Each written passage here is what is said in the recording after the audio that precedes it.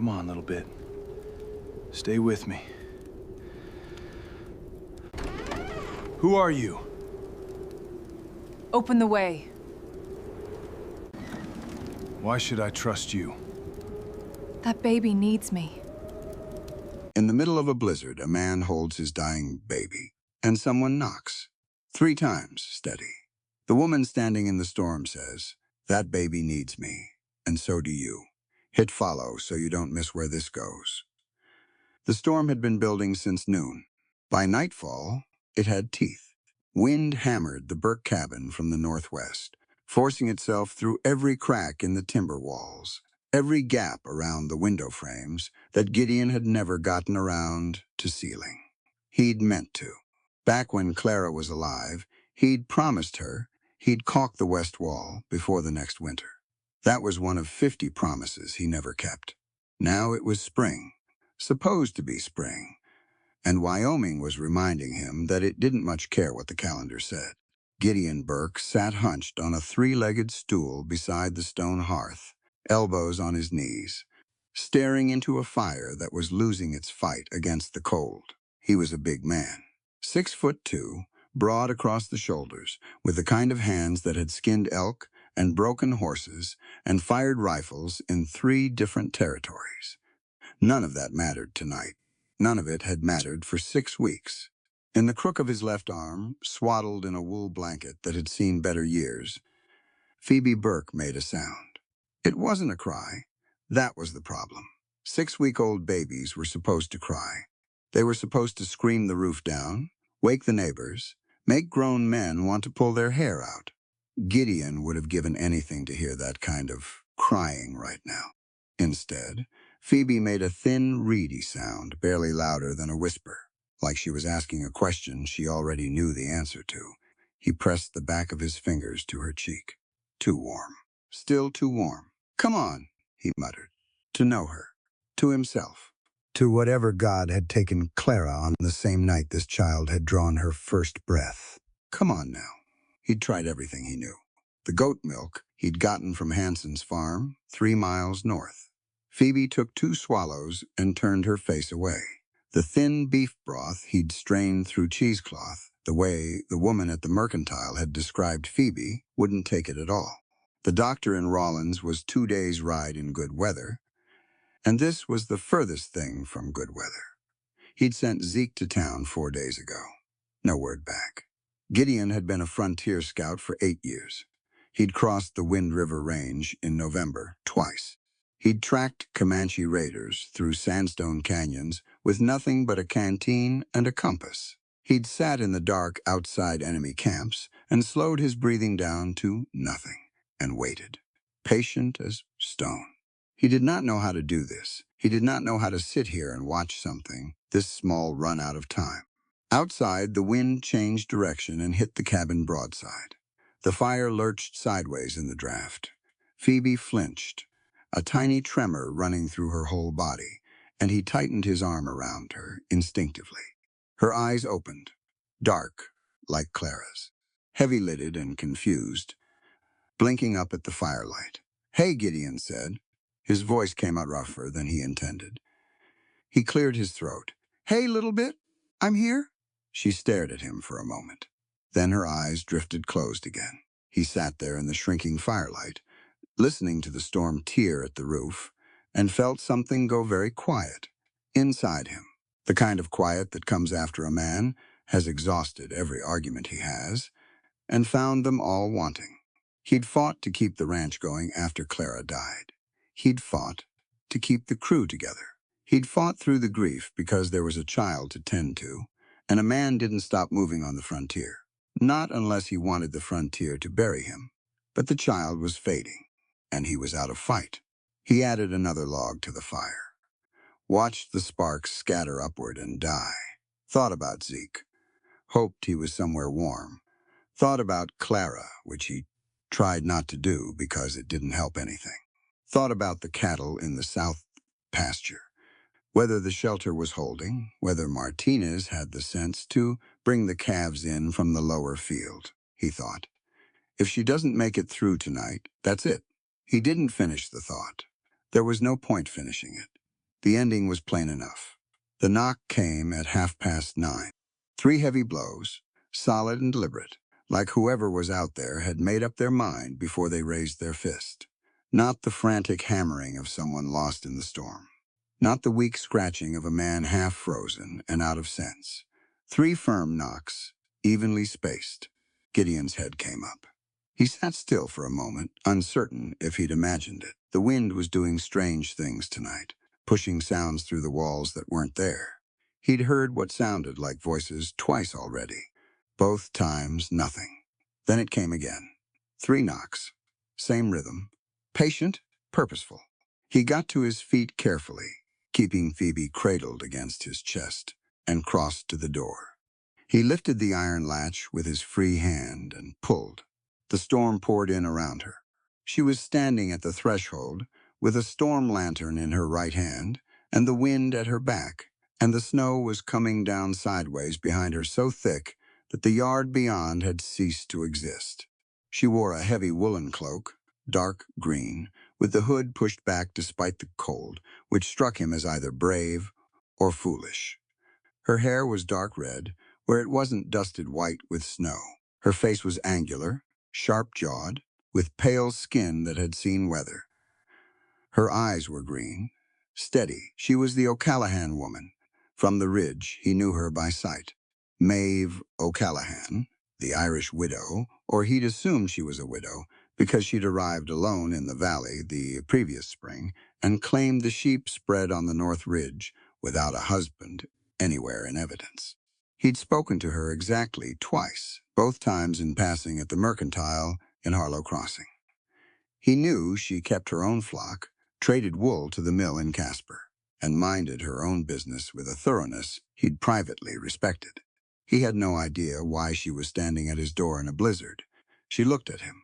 Then she looked at Phoebe, tucked against his chest, and something shifted behind her eyes. Not pity, exactly. Something older than pity. She looked back at him. "That baby needs me," she said, "and so do you." Her voice was clear and direct, despite the wind. There was no apology in it, no embarrassment, no hedging. She said it the way you state a fact you've already considered from every angle and found unassailable. Gideon Burke was not a man who stood with his mouth open.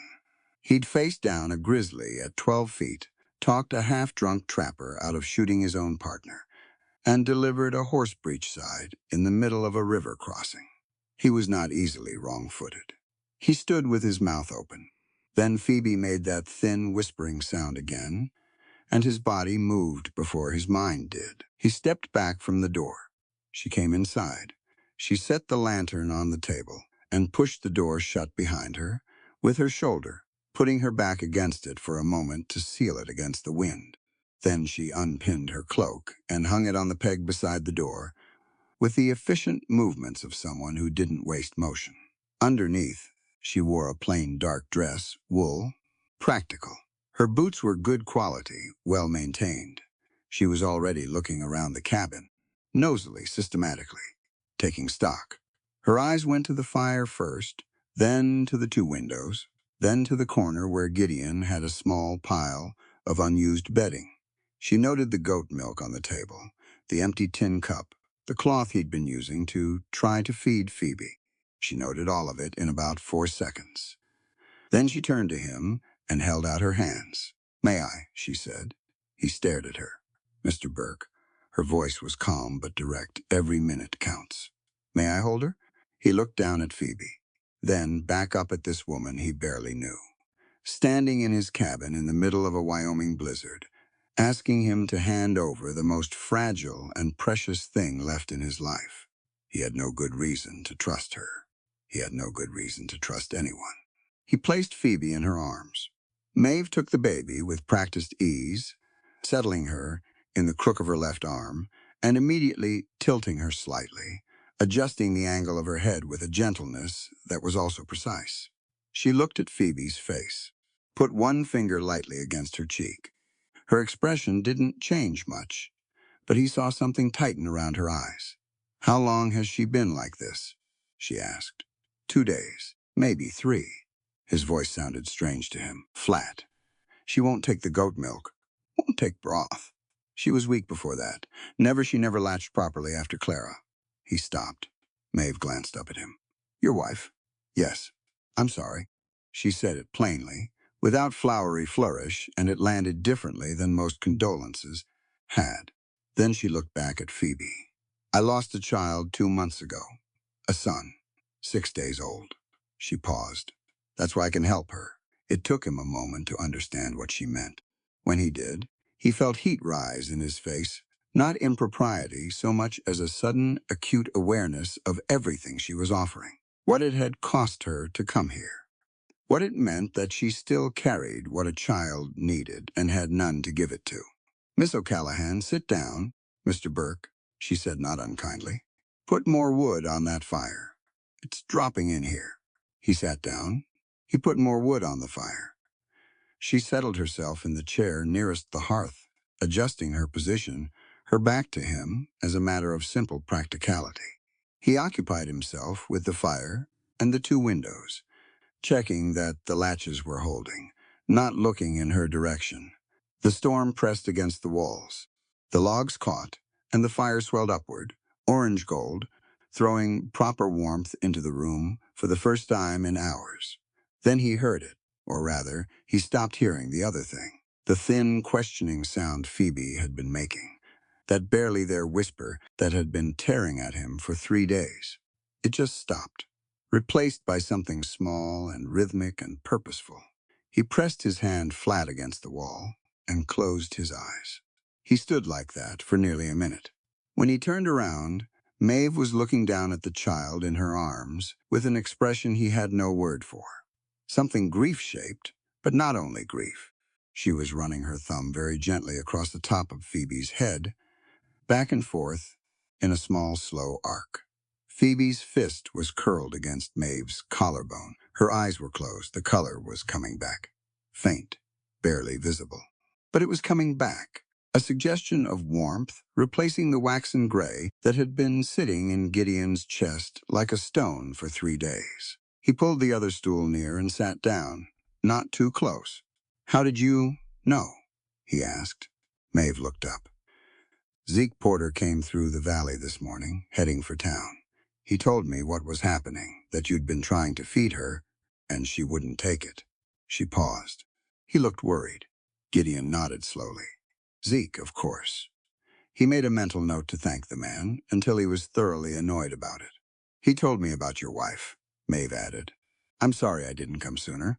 I wasn't sure you'd open the door. He looked at her squarely.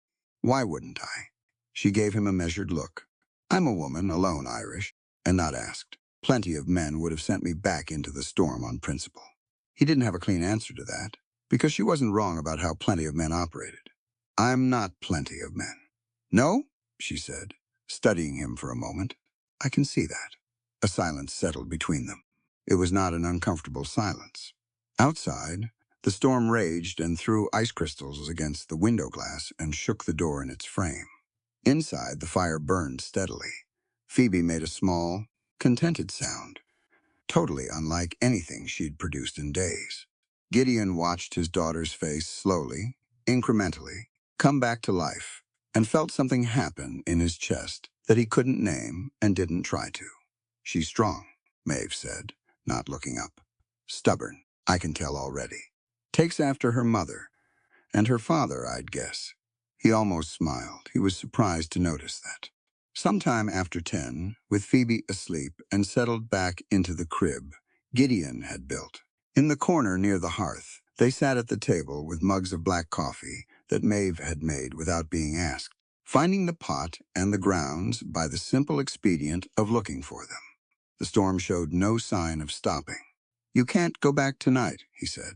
No, she agreed, wrapping both hands around her mug. I can't. There's a tack room off the back of the cabin. I cleared it out when. He stopped, started again. It's clean. I'll put a pallet in there. It'll be warmer than the barn.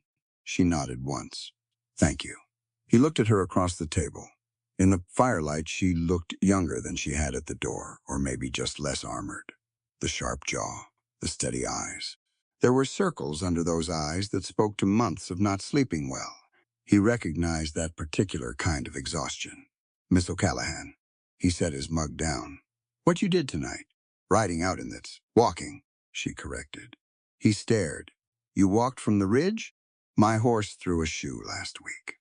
"I've been meaning to get to Zeke about it." She said it, without drama, as though walking 2 miles through a Wyoming blizzard was a minor inconvenience rather than the kind of decision that got people killed. The lantern helped. He stared at her a moment longer. That's 4 miles, round trip, through a full ground blizzard, in the dark. "Phoebe needed me." She said it simply, matter of fact, like the math was obvious, and the conclusion was the only one available. He found he had nothing to say to that, so he picked his coffee back up and drank it, and let the fire do the talking for a while. "I want to be straight with you," she said after a time. "Go ahead." She looked at him directly. In the 6 weeks since Clara died, more people than he could count had had trouble looking him in the eye. Neighbors, ranch hands, the pastor from Harlow Crossing who'd come out to say words over the grave. They all went somewhere slightly to the left of his face. Maeve O'Callahan looked straight at him, and there was something almost bracing about it. "I'm not here for charity," she said, "and I'm not offering it. What I'm offering is practical. I can keep that baby alive and thriving. I have the means to do it right now, for as long as it takes to get her strong enough and old enough to manage otherwise." She paused. "But I have my own place to think about. My sheep, my spread. Winter's breaking, but not broken yet. Sterling's men have been pushing at the east fence line, and I can't be in 2 places at once." Gideon's eyes sharpened. "Sterling. You know him. I know of him. He's been making noise about the water rights on the upper creek." "He's been doing more than making noise," she said. "2 of my ewes turned up dead last month on the east boundary. Could have been wolves. Wasn't wolves." She let that sit. "I need what you have. Your rifle, your reputation in this valley, someone who can watch that east line when I can't be there. And Phoebe needs what I have." Gideon was quiet for a long moment. He turned his mug slowly on the table, thinking it through. He was a man who thought things through. He'd learned early that the decisions you made in haste were the ones you dug graves over. But there wasn't much to think through, really. She was offering a fair trade. Help for help, plain and straightforward, with no charity on either side, and no obligation beyond what was agreed. That was how the frontier worked, when it worked right. You couldn't do everything alone. You weren't supposed to. And Phoebe was sleeping in her crib, breathing steadily, color in her cheeks for the first time in a week. "All right," he said. Maeve nodded. No triumphant smile. No relief flooding her face. Just the same level, considering look. And then she lifted her coffee mug and drank. "We'll sort the details in the morning," she said, "when the storm lets up." Agreed. Another silence, comfortable or close enough. "For what it's worth," he said. "I'm sorry about your son." She was quiet for a moment. "Then, thank you, Mr. Burke Gideon." She considered him Maeve. He nodded. Outside, the blizzard pushed and screamed and threw itself against the walls of the cabin, like it had a personal grievance. Inside, the fire burned. Phoebe slept. And at a plain wooden table, in the middle of a Wyoming night, 2 people, who had each been surviving alone, sat in the same quiet for the first time, and let it be enough. He made up the pallet in the tack room himself, putting down 2 thicknesses of blanket against the plank floor, and finding the extra quilt from the cedar chest in the bedroom, Clara's quilt, the one with the blue squares. He stood there, holding it for a moment, in the cold of the back room with the wind, and finding its way through the single small window. Then he shook it out and laid it down. There was a small iron stove in the corner of the tack room, nothing fancy, just enough to take the edge off. He got it going with a couple of split logs and set the damper so it would burn slow through the night. He found a candle stub in his coat pocket and lit it and set it on the shelf that ran along the east wall. When he came back through to tell her it was ready, Maeve was sitting beside the crib, just sitting there, in the chair he usually used, watching Phoebe sleep. Her chin was resting on her hand. Her face in the firelight was very still, and he had the sense he was seeing something private, not a performance of grief, but the real thing, unguarded, the way a person looks when they think no one is watching. He stood in the doorway a moment without speaking. She heard him anyway. She straightened and turned, and by the time she was facing him, the expression was gone. Replaced by that clear, composed steadiness she seemed to carry like a second skin. "It's ready," he said. "Thank you." She stood, adjusting her dress, smoothing her hair back. She glanced at Phoebe one more time. "She should sleep until about 3, maybe 4 if we're lucky. I'll hear her when she wakes. I'll hear her too." She looked at him. "You should sleep, Gideon. You look like a man who's been awake for a week." 3 days, he admitted. Then sleep. She moved toward the back room, then paused at the door between. "She's going to be all right," she said. She said it quietly and without the false brightness people usually deployed when they wanted to give comfort. She said it the way she said. Everything like it was simply true, and the truth was enough. "I want you to know that." Tonight changed things. He leaned against the wall and looked at her. "You came a long way through a bad storm. The road gets shorter," she said, "when you already know what's waiting at the end of it." She went through the door and pulled it, mostly closed behind her. Gideon stood for a while in the firelight, listening to the storm and to Phoebe's small, steady breathing.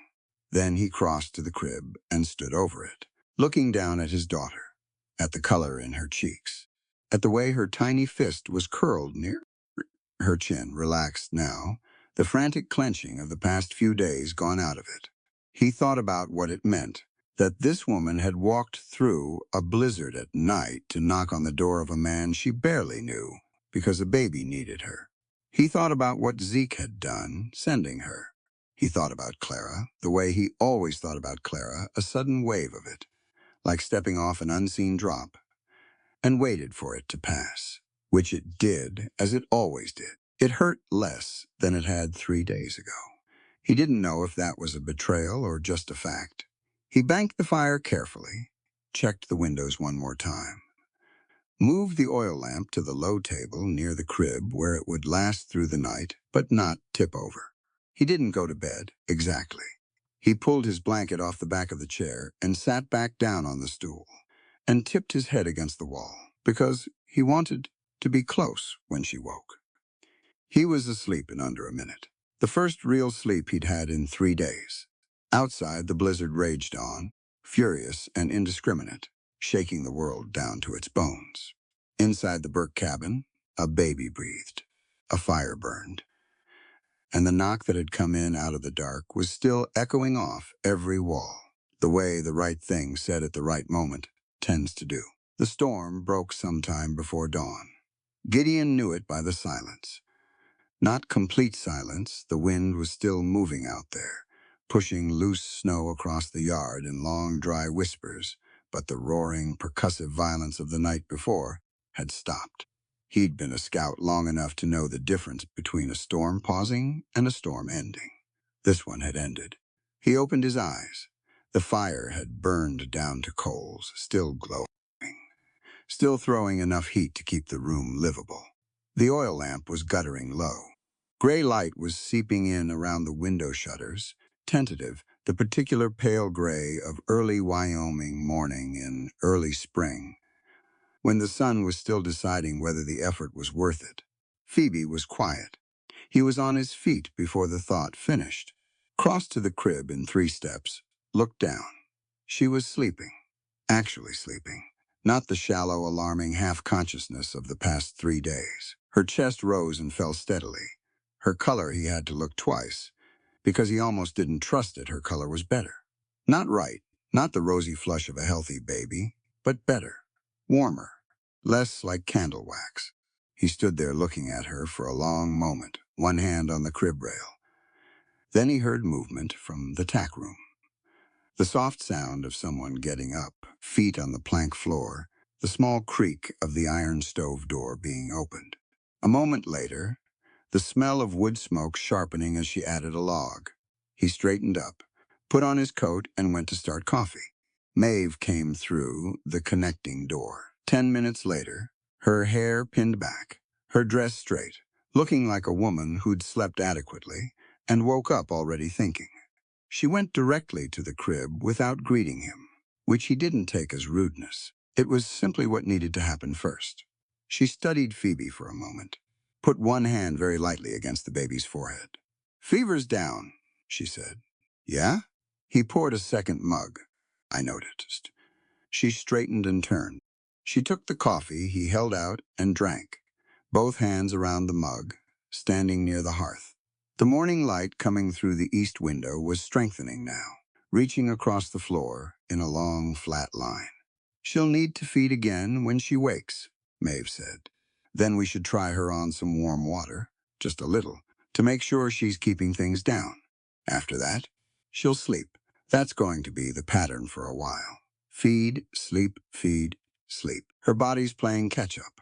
How long? Few weeks before she's truly out of danger. Another month or two before you could consider other options." She paused. "If you want to consider other options..." He looked at her over his mug. "I don't want to consider other options. I want her to thrive." Maeve nodded. That was the end of that. They drank their coffee while the light grew, and the morning settled around them. "You should eat," he said eventually. "I've got salt pork, eggs, if the hens managed last night." "I'll check the hens," she said. "You don't have to." She set her mug down. "I'm not built for sitting still, Gideon. Put me to work, or I'll find work to do on my own." He looked at her for a moment. Then he took his coat off the peg and held it out to her. She looked at it, then at him. "It's long on you," he said, "but it'll do better than the cloak against the wind." She took it. It swallowed her, the sleeves hanging past her hands, the hem nearly at her knees. She rolled the sleeves up 3 turns efficiently without comment. Then she went outside. He watched through the window as she crossed the yard. The snow had come down hard, 8–10 inches of new snow on top of the old, and it had drifted against the chicken coop door, so she had to kick it clear before she could get in. She didn't hesitate, just started kicking, then put her shoulder to it. It opened, she disappeared inside. He went to slice the salt pork. She came back with 9 eggs, which was more than he expected. She handed them over without fanfare and kept his coat on while she stood at the stove and fried them, because she'd apparently decided to do that too. He let her. The eggs came out better than his would have. They ate at the table across from each other. Phoebe slept on. The cabin was warming up properly now, the stove and the hearth working together, and for the first time in weeks, it didn't feel like a cold place with fire in it. It felt like somewhere that had a morning. "We should talk," Maeve said when the plates were mostly clear. "About what we said last night." "About what?" "We said last night." She set down her fork. "I wasn't half mad from the cold when I said it. In case you were wondering. I meant it. I wasn't wondering. I knew you meant it." She studied him. "You don't know me. I know you walked 4 miles in a blizzard because a baby needed feeding. That tells me most of what I need to know about how you say things." She was quiet for a moment. Somewhere outside, one of the horses moved in the barn, a muffled thud against the stall door. The morning wind carried a thin, reedy sound across the yard, loose snow going somewhere it hadn't been invited. "What I said last night stands," she said. "I want to be clear about the terms. Not vague good intentions, actual terms. Both of us knowing what we're agreeing to. Go ahead." She put her hands flat on the table. Not a dramatic gesture, just how she talked, apparently, with her whole self. "I'll nurse Phoebe, and I'll manage this house. Cooking, cleaning, keeping the fire, whatever needs doing inside these walls. Not because I'm a housekeeper, because I'm good at it, and because it needs doing, and because while I'm here, I'm here. That's how I work." He nodded. "In return," she said, "you provide the physical protection my spread doesn't have. Ride the east fence line when your work lets you. Put your name and your rifle between Sterling's men. And my sheep when it matters. My property stays. My property, I'm not trading that for anything. Not room and board, not safety, not anything. We clear on that, Crystal? I keep my deed. I keep my flock. When Phoebe is old enough, and strong enough that I'm not needed here, I go back to my ridge.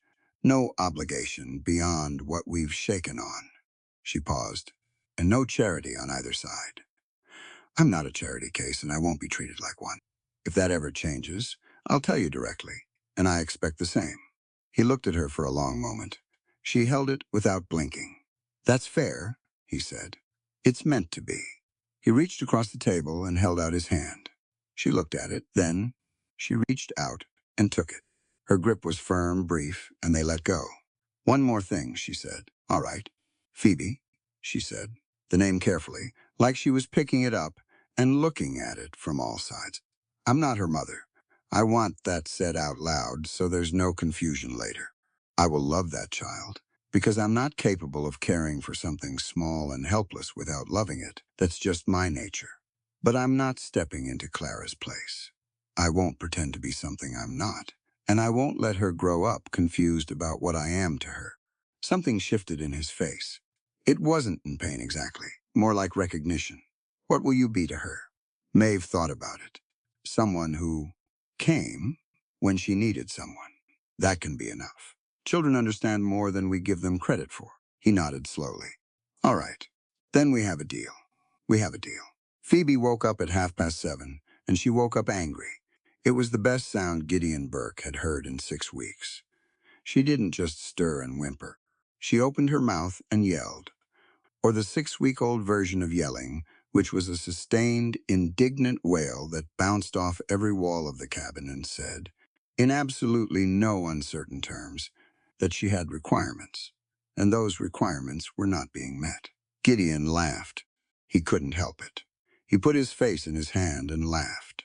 Maeve was already at the crib, picking Phoebe up with that same practiced ease from the night before, settling her, murmuring something low. She carried her back to the chair near the hearth. Gideon busied himself with the fire. He got very busy with the fire, adding a log, adjusting the damper, checking the heat of the stove. He stayed with his back to the room, and he kept his attention on the fire with great determination. Behind him, Phoebe's outrage softened, slowed, stopped. The sound that replaced it was small and purposeful and steady. And every time he heard it, something in him that had been clenched for 6 weeks came loose a little more. He kept busy with the fire. When he turned around eventually, Maeve was holding Phoebe up against her shoulder, rubbing her back in slow circles. Phoebe had her eyes open, those dark, considering eyes taking in the ceiling and the firelight and the morning with the total seriousness that babies brought to everything. She looked like she was studying for an examination. "She's bright," Maeve said, watching her. "You can see it already. She's taking in everything." Clara was like that. Couldn't walk into a room without cataloging it. He pulled up the stool and sat nearby. She'd have been a trial to raise. In the best possible way, Maeve glanced at him briefly, then back at Phoebe. "Tell me about her." He was quiet for a moment. People had been avoiding the subject mostly, or treating it like a wound you didn't touch. He'd gotten more awkward silence in 6 weeks than he'd accumulated in 32 years. "She was stubborn," he said, "funnier than she looked. She could play the harmonica better than any woman had a right to, and she'd argue with you about the weather. If you gave her an opening." He paused. "She wanted this ranch. More than I did, honestly. I was still thinking about scouting, maybe heading further west. She said Wyoming was enough world for anybody with sense, and she'd make the land prove it." He looked at his hands. She was right. Maeve nodded. She didn't say anything else about it. She didn't wrap it up in condolence or hurry past it. She just let it sit, which was exactly right. Phoebe grabbed Maeve's collar with both hands and pulled. "There it is," Maeve said, looking down. "That's the stubborn." Around noon, the temperature climbed enough that the snow began sliding off the cabin roof in long, heavy sheets. Gideon went out to check the livestock and came back reporting that all the cattle in the south pasture were accounted for. 3 fence posts on the north line had gone down under the weight of drifted snow, and his barn roof had held except for a section of shingles over the east corner that would need replacing before the next heavy rain. Maeve had swept the cabin floor, located the cache of canned goods on the back shelf, and started a pot of soup without being asked. He stood in the doorway, watching her work, and tried to remember the last time there had been someone else moving around in this cabin. Not just visiting, actually living in the space, making it function. He felt the emptiness of the past 6 weeks very sharply in that moment, not as grief exactly, more like realizing how much weight you'd been carrying by the relief of setting some of it down. I need to ride out to Zeke's this afternoon, he said. Let him know you're here. Let him know Phoebe's better. He's been worried, of course. She didn't look up from the soup. How far is his place? 4 miles south. He runs the smithy on the edge of town, but he keeps a house out here. He's a good man. Best I know. Zeke Porter. She tasted the soup, added Salt. He's the one who told me. I know. I owe him. He pulled his hat off the peg. You'll be all right here? She turned and looked at him with the particular expression of a person being asked a question too obvious to dignify fully. I'll be fine, Gideon. Right. He put the hat on back before dark. Take your coat, she said. The one that fits you. He looked over. She was still wearing his coat, or had been until 10 minutes ago when she'd hung it back on the peg. She hadn't said anything, just quietly returned it when she came inside. He took it. He went. The ride to Zeke's place took 40 minutes through the new snow. The sky had gone from white to a pale, washed blue, and the valley spread out below the ridge road in a way that stopped him every time. Even now, Blackwood Valley in winter was a hard place, but it had the kind of beauty that earned it. The mountains cut sharp and white against the blue, the dark timber running down the slopes, the creek line threaded silver through the bottom land. He thought about what Maeve had said. I'm not her mother, but I will love that child. He thought about how she'd said it, without sentiment, without performance, just as a statement of fact about her own nature, offered up plainly so there'd be no misunderstanding. He'd known men with 40 years on them who couldn't manage that kind of straight talking. He thought about the compact they'd made. Help for help, fair and square.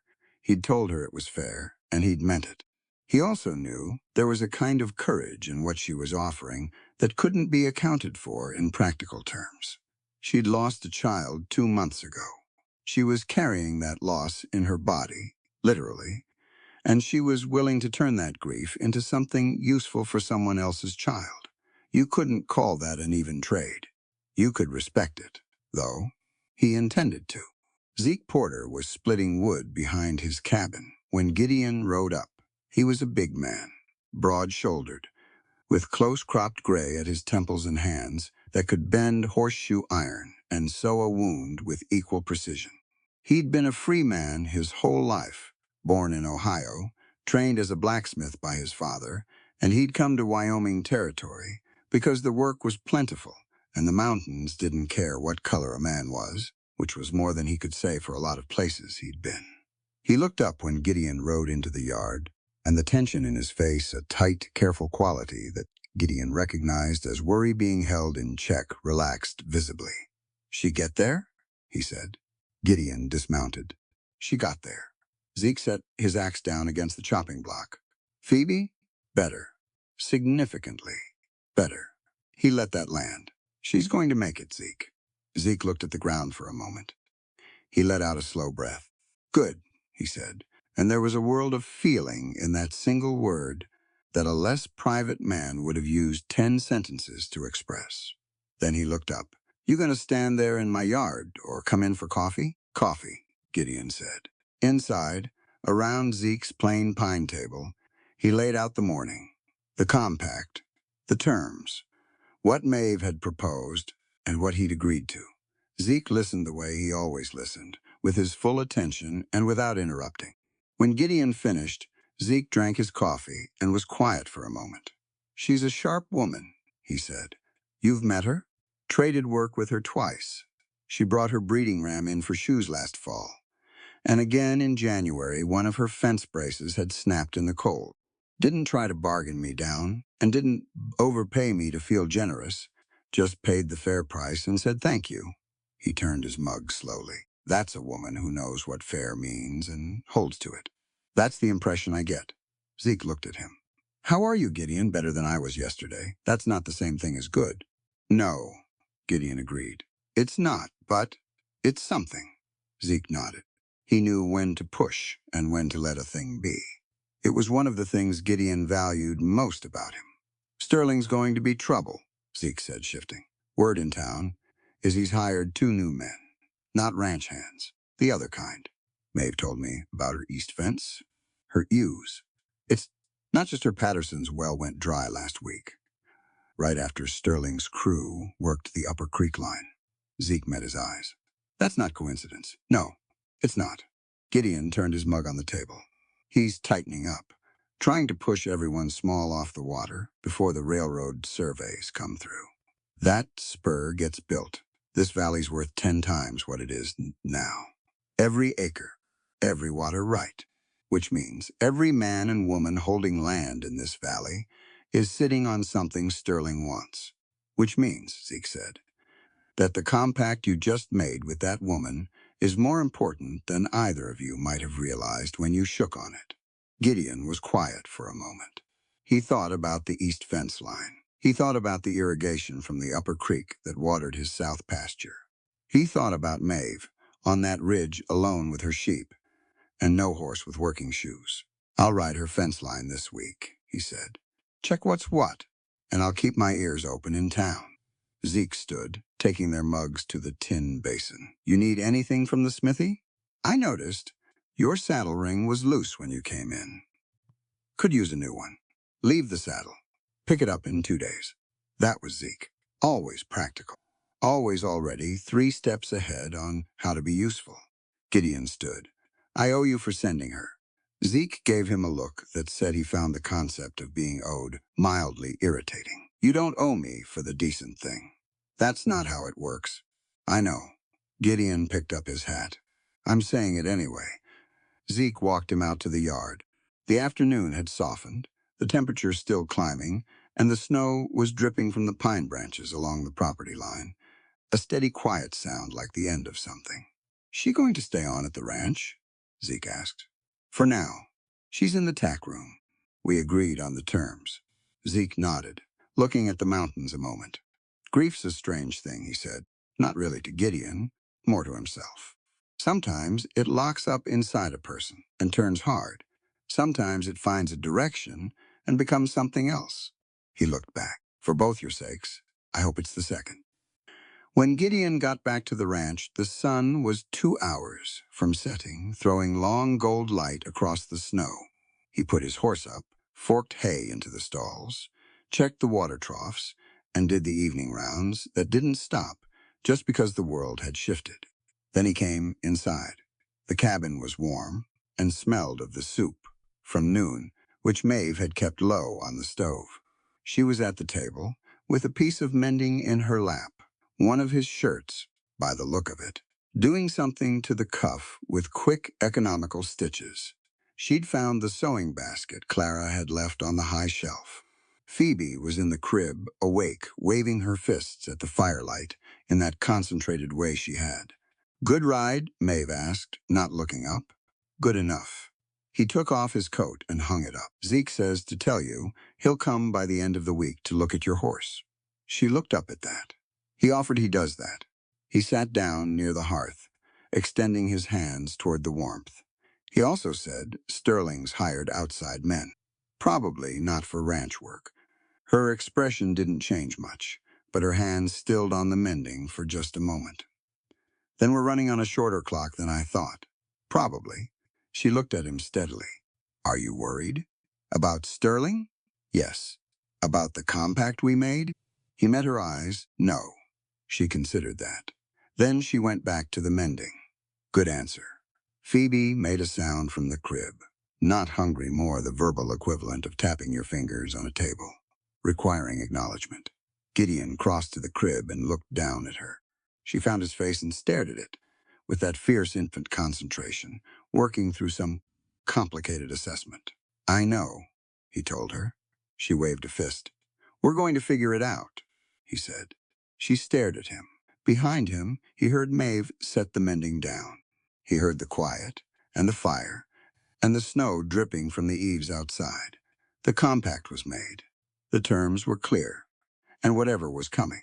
Sterling, the spring, the long work of rebuilding something from what the winter had taken, it was coming for two people now, not one. That was the whole difference. On the frontier, you learned it, or you didn't. You couldn't do everything alone. Nobody could. The ones who lasted were the ones who understood that asking for help wasn't weakness, it was how the work got done, how the children survived, how the land got held. Maeve O'Callahan had walked 4 miles through a blizzard because she understood that. Gideon Burke had opened the door because, somewhere under the grief and the exhaustion, he understood it too. Phoebe waved her fist again, and this time she grabbed his finger when he offered it, and held on with surprising strength. He let her hold it. The first week passed the way hard weeks do, not quickly, not easily, but with a kind of momentum that kept you moving forward, simply because stopping wasn't an option. Gideon was up before the sun every morning. That was habit, years of it, burned into him by scouting and ranching, and the plain fact that the work didn't wait for daylight.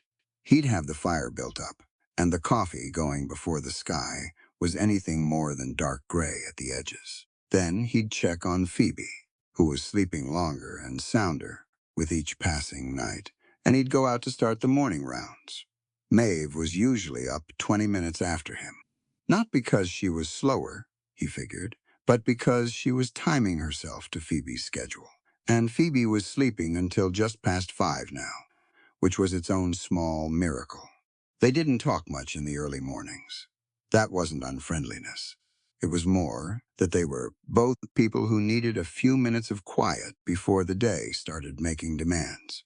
He'd noticed she held her first cup of coffee with both hands and stood at the east window and just looked out for a while at the lightening sky and the mountains going from black to blue to whatever color the morning decided on.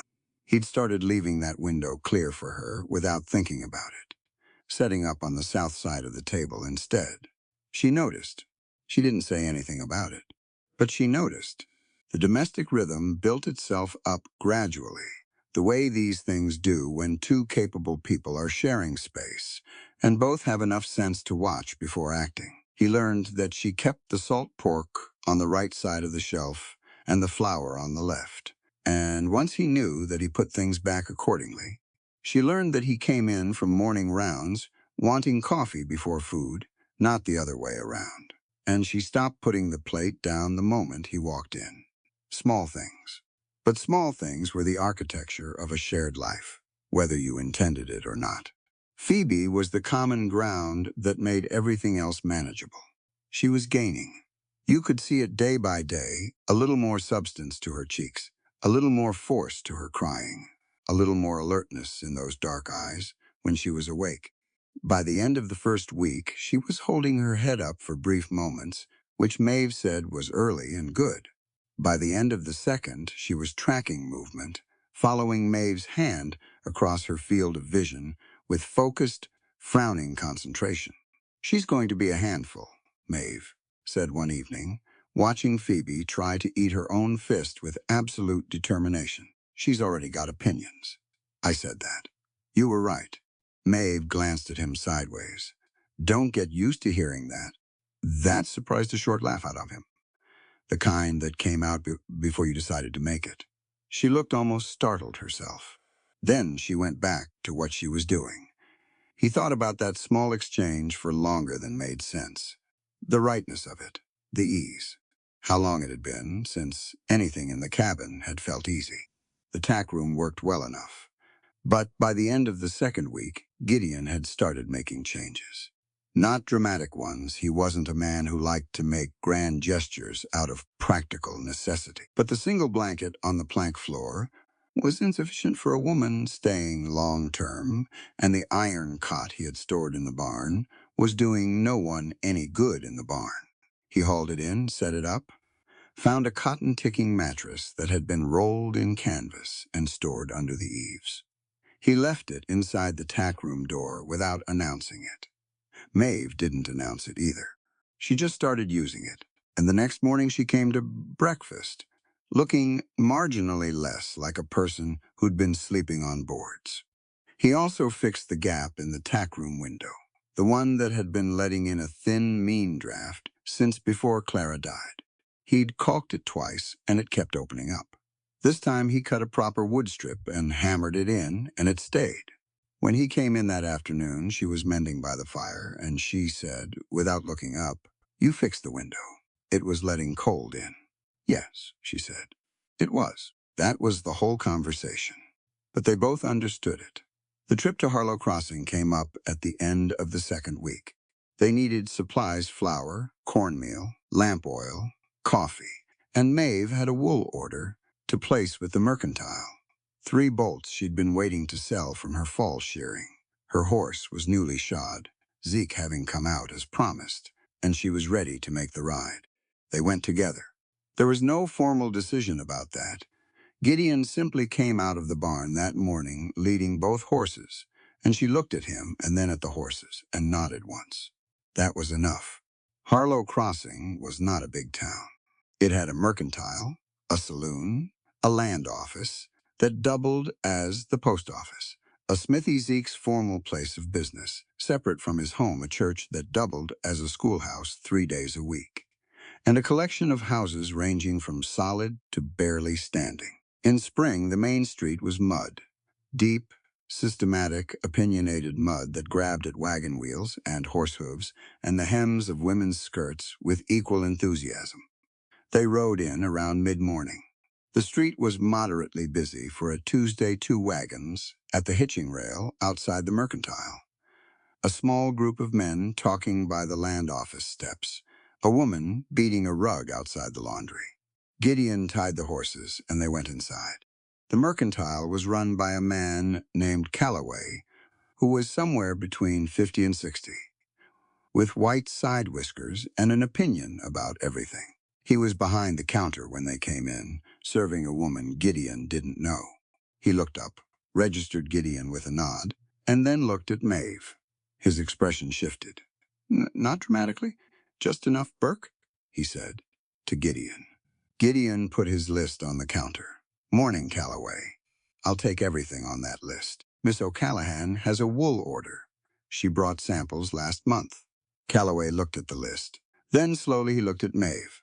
"I remember the order," he said. "Thing is, I've been thinking. We've got enough suppliers right now. Might not be looking to take on new ones." The woman he'd been serving took her package and stepped toward the door, moving a little faster than was strictly necessary. Maeve stood perfect still beside Gideon. She'd heard this particular flavor of runaround before he could see that she had, in the absence of surprise in her face. She was already deciding what to do about it, working through it behind calm green eyes. Gideon looked at Calloway. He took his time about it. He was a man people tended to watch when he was deciding something, because his stillness had weight to it, and Calloway was watching now. "Walter Calloway," Gideon said. His voice was conversational. "Easy. You and I have done business for 6 years. You've bought wool from the Hendersons and the Pattersons and both of the Marsh brothers, and none of them shear better than she does, and you know it. So let's not pretend this is about the wool." Calloway's jaw shifted. "I run my own business, Burke. I choose my suppliers." "You do," Gideon agreed. "You also rely on this valley's ranchers and homesteaders for the bulk of your trade. Every man and woman who works this land and spends their money in this store." He paused, letting that sit. "Frontier soil doesn't care about bloodlines, Calloway. It doesn't care where a person was born or what saint they pray to. It cares whether they work. Miss O'Callahan works. She works harder than half the suppliers you're already buying from, and she's offering you a fair price for quality goods." The store was quiet. There was a boy of about 12 stocking shelves in the back, and he'd gone completely still. "I'm not asking you to like it," Gideon said. "I'm asking you to do business like the fair man you've always told people you are." Calloway looked at Maeve. She met his look squarely. "3 bolts?" he said finally. "3 bolts," she said. "Same weight and grade I brought the sample from." He was quiet for a moment. Then he pulled a ledger from under the counter and opened it. "I'll give you 40 cents a pound. The going rate is 45, she said, without heat. 43, 45. Same as you pay the Hendersons. I know what you pay the Hendersons." Another pause. He wrote something in the ledger. "Fine," he said, 45. "Thank you," she said. Crisp, businesslike, not triumphant. Calloway began pulling items from Gideon's list. Nobody said anything for a while. The boy in the back went back to stocking shelves. Outside, a wagon went past, its wheels grinding through the mud with a slow, deliberate sound. When they carried the supplies out to the horses 20 minutes later, Maeve didn't say anything until they were loading up and out of earshot of the door. "You didn't have to do that," she said. "You weren't going to back down anyway." "No," she agreed, "but it would have taken longer and been uglier. So thank you." She tied off the saddlebag. "That kind of thing, speaking publicly, putting your name to it, it costs something. I know that. People remember." He checked his cint. "Good. People should remember that honest labor earns honest dealing in this valley. That's worth being remembered for." She looked at him for a moment across the horses' backs. He wasn't looking for her admiration, and she knew it. He'd said it because he meant it. There was a difference, and it mattered to her more than she expected. "Come on," he said. "We need to stop at the post office." She picked up her reins. "Lead the way." On the ride back, they took the longer route along the creek road because the south trail was still heavy with snowmelt and unreliable. The afternoon had gone warm, genuinely warm for the first time since fall, with real sun in it, and the smell of wet earth and pine coming up strong from the valley bottom. They rode easy, not pushing the horses. "How long has that been going on?" Gideon asked, after a mile or so. "The Calloway thing?" "Since I came into the valley." She kept her eyes on the trail. "He's not the worst of it, honestly. He's just ordinary small-mindedness. The worst of it was the winter, when the valley was blockaded and supplies were running short." She paused. "The emergency medical shipment that was supposed to come through in January. It was rerouted. I didn't find out until spring why. Just knew it never arrived." He looked at her. "What happened? Children got sick." "Old Mrs. Boyle lost 3 fingers to frostbite because there was no proper medicine to fight the infection. And my son." She stopped. Her voice was controlled, but he heard what was underneath it, the old anger and grief compressed into something compact and very hard. Fever, if there had been medicine, maybe? Maybe not. I don't know. I'll never know. The creek was loud to their left, running full and fast with snowmelt, and a pair of magpies argued in the brush along the bank. "I'm sorry," he said. "You didn't do it." "No, but I'm sorry it happened." She nodded once, accepting that. "The point is, it's not the first time people like me have been made to pay a cost that wasn't ours, and it won't be the last. But I won't live small because of it. I won't shrink to fit other people's expectations." She glanced at him. "That's something I decided a long time ago. Grief is real, injustice is real, but you can't let them be your whole story." He thought about that. He thought about how since Clara died, that was exactly what he'd been doing, letting the grief be the whole story. It was understandable. But understanding it didn't make it less true. "You're talking about me too," he said. She didn't pretend she wasn't. "You've been carrying it alone since she died. I can see it. The way you hold yourself braced, like you're waiting for the next bad thing, and you'd rather meet it rigid than risk being caught open. That's not a wrong instinct on the frontier. For a grizzly bear, it's a fine instinct," she said. "For grief, it just means you're still being hurt by it. You just stop noticing." She pulled her horse slightly left to avoid a muddy section of trail. "Grief is meant to be shared, not necessarily in grand speeches about it, just carried by more than one person. That's what it means to live alongside other people." He rode in silence for a moment. The afternoon light was slanting through the pines now, long and gold, making the wet trail glitter. "Clara used to say I'd argue with my own shadow," he said finally, "if I thought it was being unreasonable." Maeve made a small sound, almost a laugh. "I believe that," she also said. He paused. She said I was better than I thought I was. At the important things, being present for people. He looked at the trail. I'm not sure I believed her when she was alive. I believe her less now. Then she was right, and you're being unfair to yourself, Maeve said simply. You opened that door at 9:30 in a blizzard to a woman you barely knew. You could have sent me away. You didn't. That was for Phoebe. It was for Phoebe, and it was also for yourself, whether you knew it or not. You knew you needed help, and you let it in when it knocked. She glanced at him. That's not nothing, Gideon. That takes more than people realize. The ranch came into view at the end of the trail, the cabin and barn sitting solid against the backdrop of the mountains. Smoke rising from the chimney, which meant Martinez, or one of the hands had been by to keep the fire. The afternoon light made everything look briefly golden and untroubled. He pulled up his horse at the top of the rise, just for a moment looking down at it. I'm going to fix the caulking on the west wall this week, he said, before it rains. Maeve pulled up beside him, looking down at the same view. You mentioned that before. I kept meaning to. Never got around to it. She was quiet for a moment. Clara wanted it done. Every winter she lived here. He started his horse down the trail again. I promised her. Didn't deliver. Do it now, Maeve said, following. It's not too late to keep a promise, even if the person you made it to isn't around to see it. He fixed the west wall that Thursday. It took the better part of the afternoon, mixing the caulk and working it into every gap he could find, rewrapping the window frames, sealing the door threshold. He did it thoroughly, the way he did physical work, with complete attention and no shortcuts. Maeve had Phoebe outside in the afternoon sun while he worked.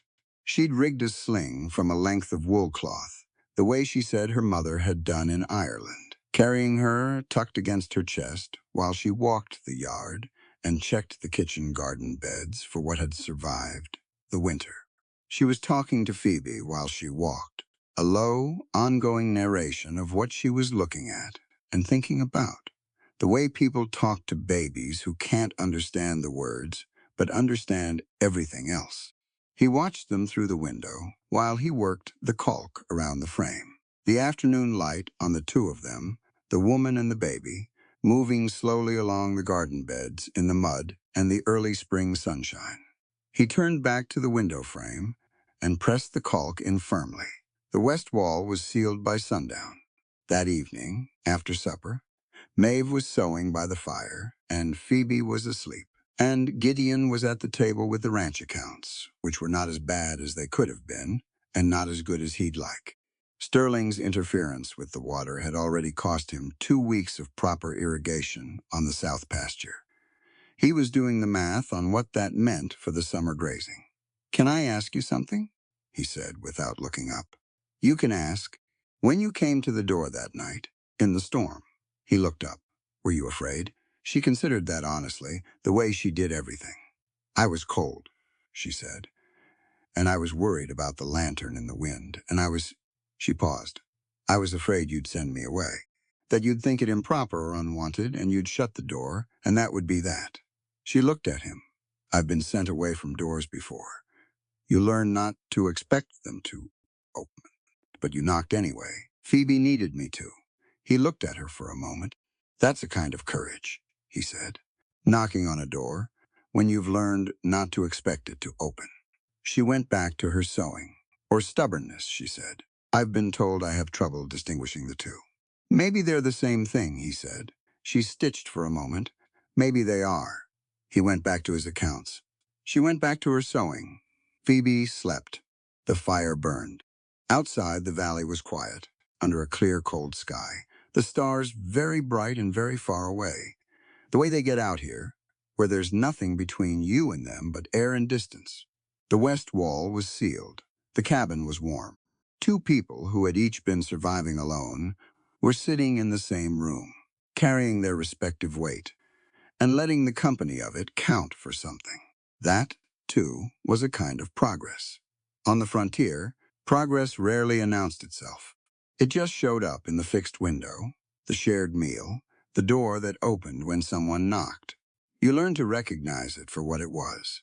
You learned to call it enough until it became more. The creek was dry, not low, not sluggish with the last of the winter cold. Dry. The bed was still damp, where the water had been running 2 days ago. Dark mud cracked at the edges. A few small pools caught in the deeper hollows, and that was all that was left of the upper tributary that fed Gideon's south pasture. He stood at the bank with his hat in his hand and looked at it for a long time. Martinez came up beside him. He was Gideon's senior hand, a lean, quiet man from New Mexico who had been working this ranch for 4 years and had never once stated an opinion he hadn't thought through first. He looked at the dry creek bed. He looked at Gideon. 3 days, Martinez said. Maybe 4. The cattle are still on the meltwater from the north slope, but that's going to go fast with this sun. Sterling. Has to be. Nobody else has got access to that upper line. Gideon put his hat back on. Get the herd moved to the north pasture today. The meltwater will last another week at least. Maybe 2 if the nights stay cold. That buys us time. And after that, he looked at the mountains. The snowpack up on the high slopes was still heavy, bright white, against the blue. There was water up there, plenty of it. The question was getting it down. I have an idea, he said. I need to talk to Zeke. He rode back to the ranch at a pace that had purpose in it, not panic. Panic was for men who'd run out of moves. He hadn't run out yet. Maeve was at the fence by the kitchen garden when he rode in, hammering a loose post back into the ground with a mallet that was about 4 inches too long for her to swing comfortably. She was making it work anyway, adjusting for the length, driving the post in at the right angle by compensation. She looked up when she heard the horse. She read his face. What happened? Sterling cut the upper creek. He dismounted, looped the reins over the rail. South pasture's going to be dry by the end of the week. She set the mallet down. She was thinking. He could see it, moving through the problem the way she moved through everything. Quickly, but not rashly. The mountain spring, she said. The one north of your timberline. He looked at her. I walked that ridge in the fall, she said, looking for a spot to expand my own flock's range. There's a spring up there that runs year-round. Cold as anything, but it runs. Strong flow. She picked up the mallet, turned it in her hands. If you could get that water down to the south pasture. That's what I was thinking. But it's a significant dig. I'd need to cut a ditch at least a 1/4 mile, maybe more. Through the timber stand and down the slope. How many men do you have? Right now, Martinez, 2 seasonal hands, and myself. He paused. And Zeke, if he's willing. He owes me nothing, but he'll help anyway.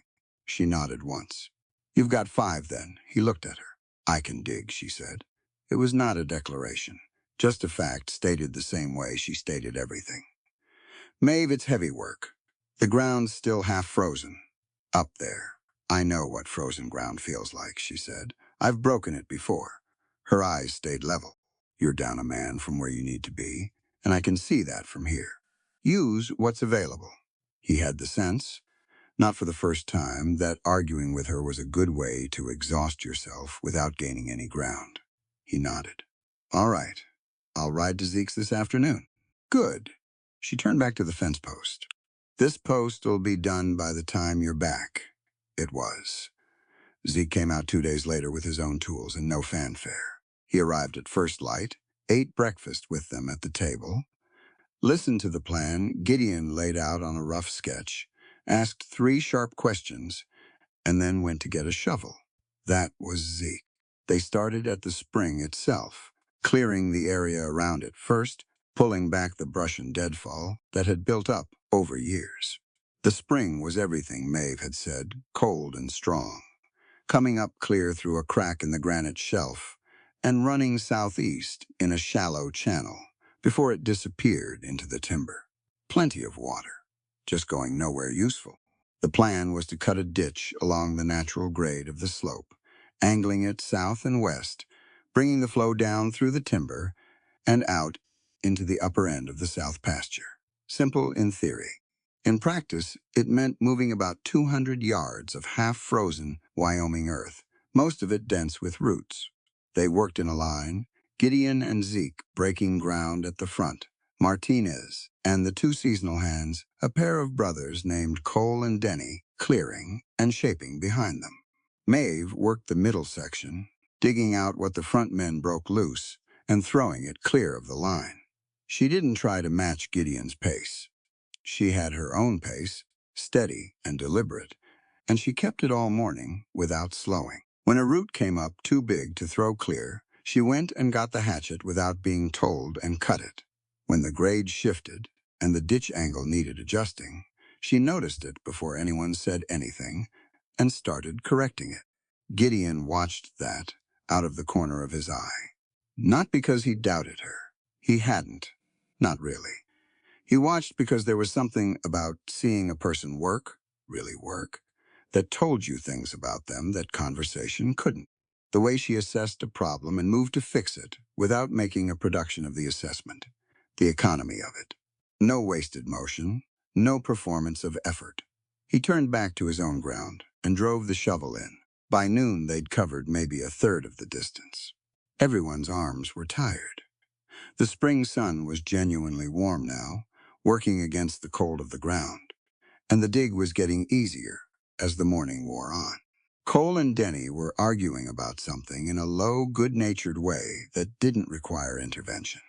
Zeke worked in his characteristic silence, which was the comfortable kind. Maeve had sat down on a log to eat her biscuit and was looking at the ditch line with her head tilted slightly. The way she looked at things she was measuring against an internal standard. Gideon sat nearby. His shoulders ached in a way that felt productive rather than bad. "You're thinking we're coming in too steep on the last section," he said. She looked at him. "Yes. Another 10 feet on that angle, and the water's going to cut the bank when it runs. You'll have to reinforce it, or we break left and follow the natural grade further. Another 20 yards of digging. Better than rebuilding a bank every spring." She considered that. True. She ate her biscuit. "Take the 20 yards. He nodded. Zeke, sitting on the other side of Gideon, made a small sound that might have been amusement. Gideon didn't look at him. "Something funny?" he said. "Not a thing," Zeke said peacefully, and ate his own biscuit. The afternoon was harder. They were into the densest section of the timber, where the roots ran deep and close together, and every foot of ditch cost more than the last. Cole cut his hand on a buried rock and spent 20 minutes with a rag wrapped around it before Maeve made him hold it tight and still while she retied the bandage correctly. He was about 22 and seemed flustered by the attention, which she ignored entirely. Gideon's admiration had been building steadily all day. He tried not to examine it too directly. Admiration was fine. Admiration was appropriate. They were neighbors engaged in a mutual survival project, and she was proving herself capable at every turn. Admiring competence was reasonable. That was all it was. He drove the shovel into the ground with perhaps more force than strictly necessary. By late afternoon, when the light was starting to go gold and horizontal through the pines, they were 60 feet short of where the ditch needed to reach the pasture edge. Everyone was tired. Denny had gone quiet, which Cole said meant he was done talking for the day. Martinez was working slower, but still working, the particular iron pace of a man who'd made a decision in the morning and intended to finish it. "Tomorrow," Gideon said. He straightened, stretching his back. "We're close enough. An early start tomorrow, and we finish by noon." No one argued. They walked back down through the timber in the late afternoon light, tools over shoulders. Cole and Denny went ahead. Martinez followed. Gideon and Maeve and Zeke came last, moving at the natural pace of people who'd worked hard and weren't in a hurry now. "You've done this before?" Gideon said to Maeve. "Not a question. My father dug irrigation in County Clare," she said. "Dry summers hit Ireland, too. I grew up watching it. Helped from the time I was about 10. She stepped over a root. He said, "Water's the argument that wins every other argument on a farm. Get the water right and most other problems become manageable." Smart man. He was. She was quiet for a few steps. He died on the crossing, coming over. I was 19. He didn't fill that with words. He just walked beside her. "I'm sorry," said after a moment. "Thank you." She said it the same way she always did when he said that. Plain and real. No deflection. No rush to move past it. She accepted condolence the same way. She accepted most things squarely and without drama. Zeke, walking on Gideon's other side, looked up at the mountains. The snowpack was catching the last light, going pink and orange along the ridgeline. Sterling's going to hear about this, Zeke said. What we're doing up here. I know, Gideon said. He's not going to like it. I know that too. He'll move faster once he knows you've found another water source. Gideon looked at the ditch line behind them, the raw, dark earth cutting through the timber. 60 feet left. One more morning. Then we better finish it, before he figures out what we're doing, he said. They were back at the spring by dawn. The morning was cold and clear, the kind of clear that made sounds carry too far, and shadows stay long, even as the sun climbed. Everyone worked faster than the day before, not because Gideon pushed them, but because 60 feet in sight of the finish line is a different kind of work than 200 feet in sight of nothing. Maeve hit a root ball 3 feet down that stopped her cold. She tried the shovel, got nowhere, tried the hatchet, made progress, went back to the shovel.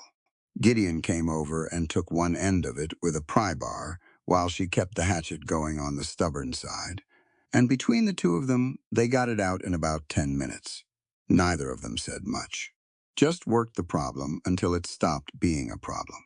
He was aware of her beside him, the proximity of it, the way they found each other's rhythm without negotiating it. She moved left, and he moved right. She held the root, and he pried. Simple, efficient, like they'd been working together for years. He filed that observation away and concentrated on the root. By mid-morning, they'd closed the gap. Martinez and Cole took the final section down to the pasture edge and broke through to the lower grade, while Zeke cut the small channel that would connect the ditch to the spring's natural outflow. Then Zeke pulled back the last of the brush damming the spring channel, and they stood there and watched the water come. It came slowly, at first feeling its way into the new ditch, spreading flat and cold across the bottom. Then it found the grade and started moving, picking up the slope, running south and west through the timber in a thin, steady line that widened as it gained the trench. Cole made a sound that was halfway between a cheer and a laugh. Denny, who hadn't said 10 words since the day before, said, "Well, I'll be." They followed it down the slope, walking alongside, watching it go. It took about 20 minutes to travel the full length of the ditch and emerge into the south pasture, spreading out at the lower end into a flat, shallow fan of water that caught the morning light. Gideon stood at the pasture edge with his hands in his back pockets and watched his land drink. Maeve stood next to him, mud on her boots, mud on her skirt, hair coming loose from its pins. She was watching the water, too, and she was smiling. Not a performance of a smile. The real thing, which he'd seen less often than the level composure she usually wore, and which, when it appeared, changed her whole face into something younger and briefly unguarded. "Your father was right," Gideon said. She looked at him. "About what?" "Water wins the argument." The smile stayed. She looked back at the pasture. "It does." Zeke walked up beside Gideon and looked at the water fanning into the pasture. "Sterling's going to know this exists within the week," he said quietly, so only Gideon could hear. "And he's got enough influence with the territorial office to start raising complications." "I know. That means the window for dealing with this properly, legally, I mean, not just practically, is shorter than you'd like." "What are you saying?" Zeke looked at him. "I'm saying you need that ditch and your water rights documented with the county office before Sterling can file anything of his own. Water rights in this territory run to first use and first filing. You built the ditch, but you need it on paper." Gideon nodded slowly. "How fast?" "Fast as you can ride." He looked at the water running into his pasture. At the ditch, they'd all spent 2 days digging. At Martinez already angling one of the hands toward the north herd to start thinking about how to rotate them back south. At Phoebe's future on this land, which was what this had always been about. "I'll ride to town tomorrow," he said. "I'll come with you." Zeke said. 2 witnesses to the work are better than one. Gideon nodded. He looked at Maeve, still standing a few feet away, watching the water. She'd helped dig this. 2 days with a shovel in ground that didn't want to be moved, because it was the right thing to do, and she had the skill to do it. She hadn't asked for anything in return. She hadn't made a speech about it. That was a kind of integrity. The doing before the talking. He'd been raised to respect it above most other virtues, and he did. He walked over and stood beside her. Maeve. She looked at him. The mud on her boots, the loose hair, the honest tiredness in her face. And still that smile. "The spring water will hold?" he asked. "It'll hold through summer, easily. Come autumn, you might want to reinforce the south bank of the ditch, where the grade is steeper. But yes, it'll hold." He looked at the water. "Then we bought ourselves time. Time's worth buying," she said. "What you do with it matters." He thought about Sterling, about the county office and the water rights filing, and the men, Zeke said, had been hired with something other than ranch work in mind. He thought about the east fence line on Maeve's property, the dead ewes, the things that looked like warnings because they were. He thought about what it meant that all 5 of them had come up here with shovels and dug this ditch, side by side, in frozen Wyoming ground. What it said about what was possible when people stopped waiting for someone else to fix their problem and just started moving dirt. There was something between him and Maeve now that hadn't been there 3 weeks ago. Not just the compact, not just the practical arrangement of sharing a roof and the labor of keeping things running. Something that had come up alongside the work, the way these things tended to. You couldn't dig beside a person for 2 days, solve problems together, eat your lunch on a log, and argue about ditch grades without the distance between you changing. He knew it. He suspected she knew it. Neither of them was the kind of person to put a name to a thing before it was ready to be named. He just stood beside her and watched the water run. "Come on," he said, after a while. "Let's go home." They walked back through the timber, and the spring sent its water after them, clear and cold and steady, finding its own way down the mountain in the ditch they'd cut for it, feeding the land that they were both, in their different ways, fighting to keep. Behind them, the mountain held its snow. The sun moved. The afternoon came on quiet and bright, and nowhere in the whole valley, not yet, was there any sign of what was already being set in motion. The kind of trouble that doesn't announce itself. The kind that waits until you think you've caught a break. That night, Gideon sat at the table with the lamp burning and his sketch of the ditch in front of him, drawing it proper so it could be presented at the county office. He marked the spring location, the course of the ditch, the pasture terminus. He wrote the date they'd started and the date they'd finished. Maeve had Phoebe in the chair by the hearth, the baby awake, and looking at the fire with absolute concentration, as though it were explaining something important. Maeve was watching her, not the fire. That quiet thing she sometimes did, just watching the baby with her full attention, present and still. He looked at them. He looked back at his sketch. He added Maeve's name to the work record. She'd been there. She'd dug the ground. Her name belonged on it. He finished the sketch, rolled it carefully, and set it by his coat so he'd have it for the morning ride. Then he blew out the lamp and sat for a moment in the firelight. He thought about Sterling and the hired men and the things coming that weren't here yet. Then he looked at Phoebe reaching up toward the fire's light, her small hand opening and closing, chasing something she couldn't catch but kept trying for anyway. He thought, whatever's coming, we'll meet it. Whatever's coming, we're not meeting it alone. That was enough to sleep on. He went to bed and slept, and outside the valley settled into its spring night, cool and full of stars, the sound of the new water running steady down the mountain, the only thing breaking the quiet. The tool chest had been sitting in the corner of the barn since before Gideon could remember. It was his father's, or had been his father's before it became his, a big, flat-topped box of rough pine with iron corner brackets, gone orange with rust. It held the overflow of things that didn't belong anywhere specific. Old harness hardware, a broken draw knife, 3 different sizes of spokeshave that he kept meaning to sort and never did. Maeve found it on a Tuesday morning in late April when she was looking for a second hoof pick for Zeke's visit. She pulled the lid up and started going through it methodically, the way she went through most things. The voucher was underneath a coil of baling wire, folded twice, still in its original envelope. She almost set it aside without opening it. The handwriting on the front wasn't Gideon's, and it wasn't addressed to anyone she recognized. She opened it anyway, old habit. She'd learned early that the things people filed away in corners were often more informative than the things they put on display. She read it once. Then she read it again more slowly. It was a relief voucher, signed and dated January of the previous year, issued by the Territorial Relief Office in Rawlins, authorizing the release of 1 medical supply shipment to Burke Ranch, Blackwood Valley, signed by a distributing agent whose name she didn't know. In the bottom corner, a second signature, a countersignature, in a hand she did recognize, Thaddeus Sterling, with a notation beside it in tight, cramped writing.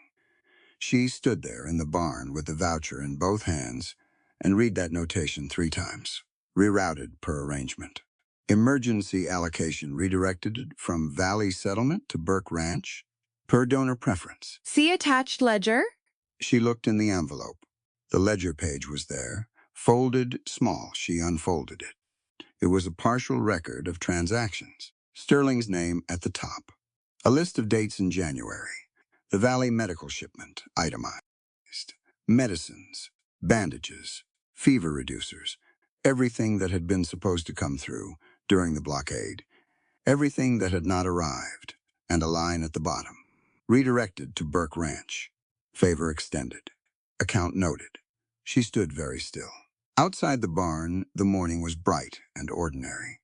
A meadowlark was doing something complicated in the brush along the fence line. The horses moved in their stalls. Gideon was somewhere on the south pasture checking the ditch, which had been running clean and steady. For 10 days now, she folded the voucher back into the envelope. She folded the ledger page and put it back inside. She closed the envelope and held it. Her son had died in February, 6 days old, burning with fever, in a cabin with no medicine because the medicine had never come.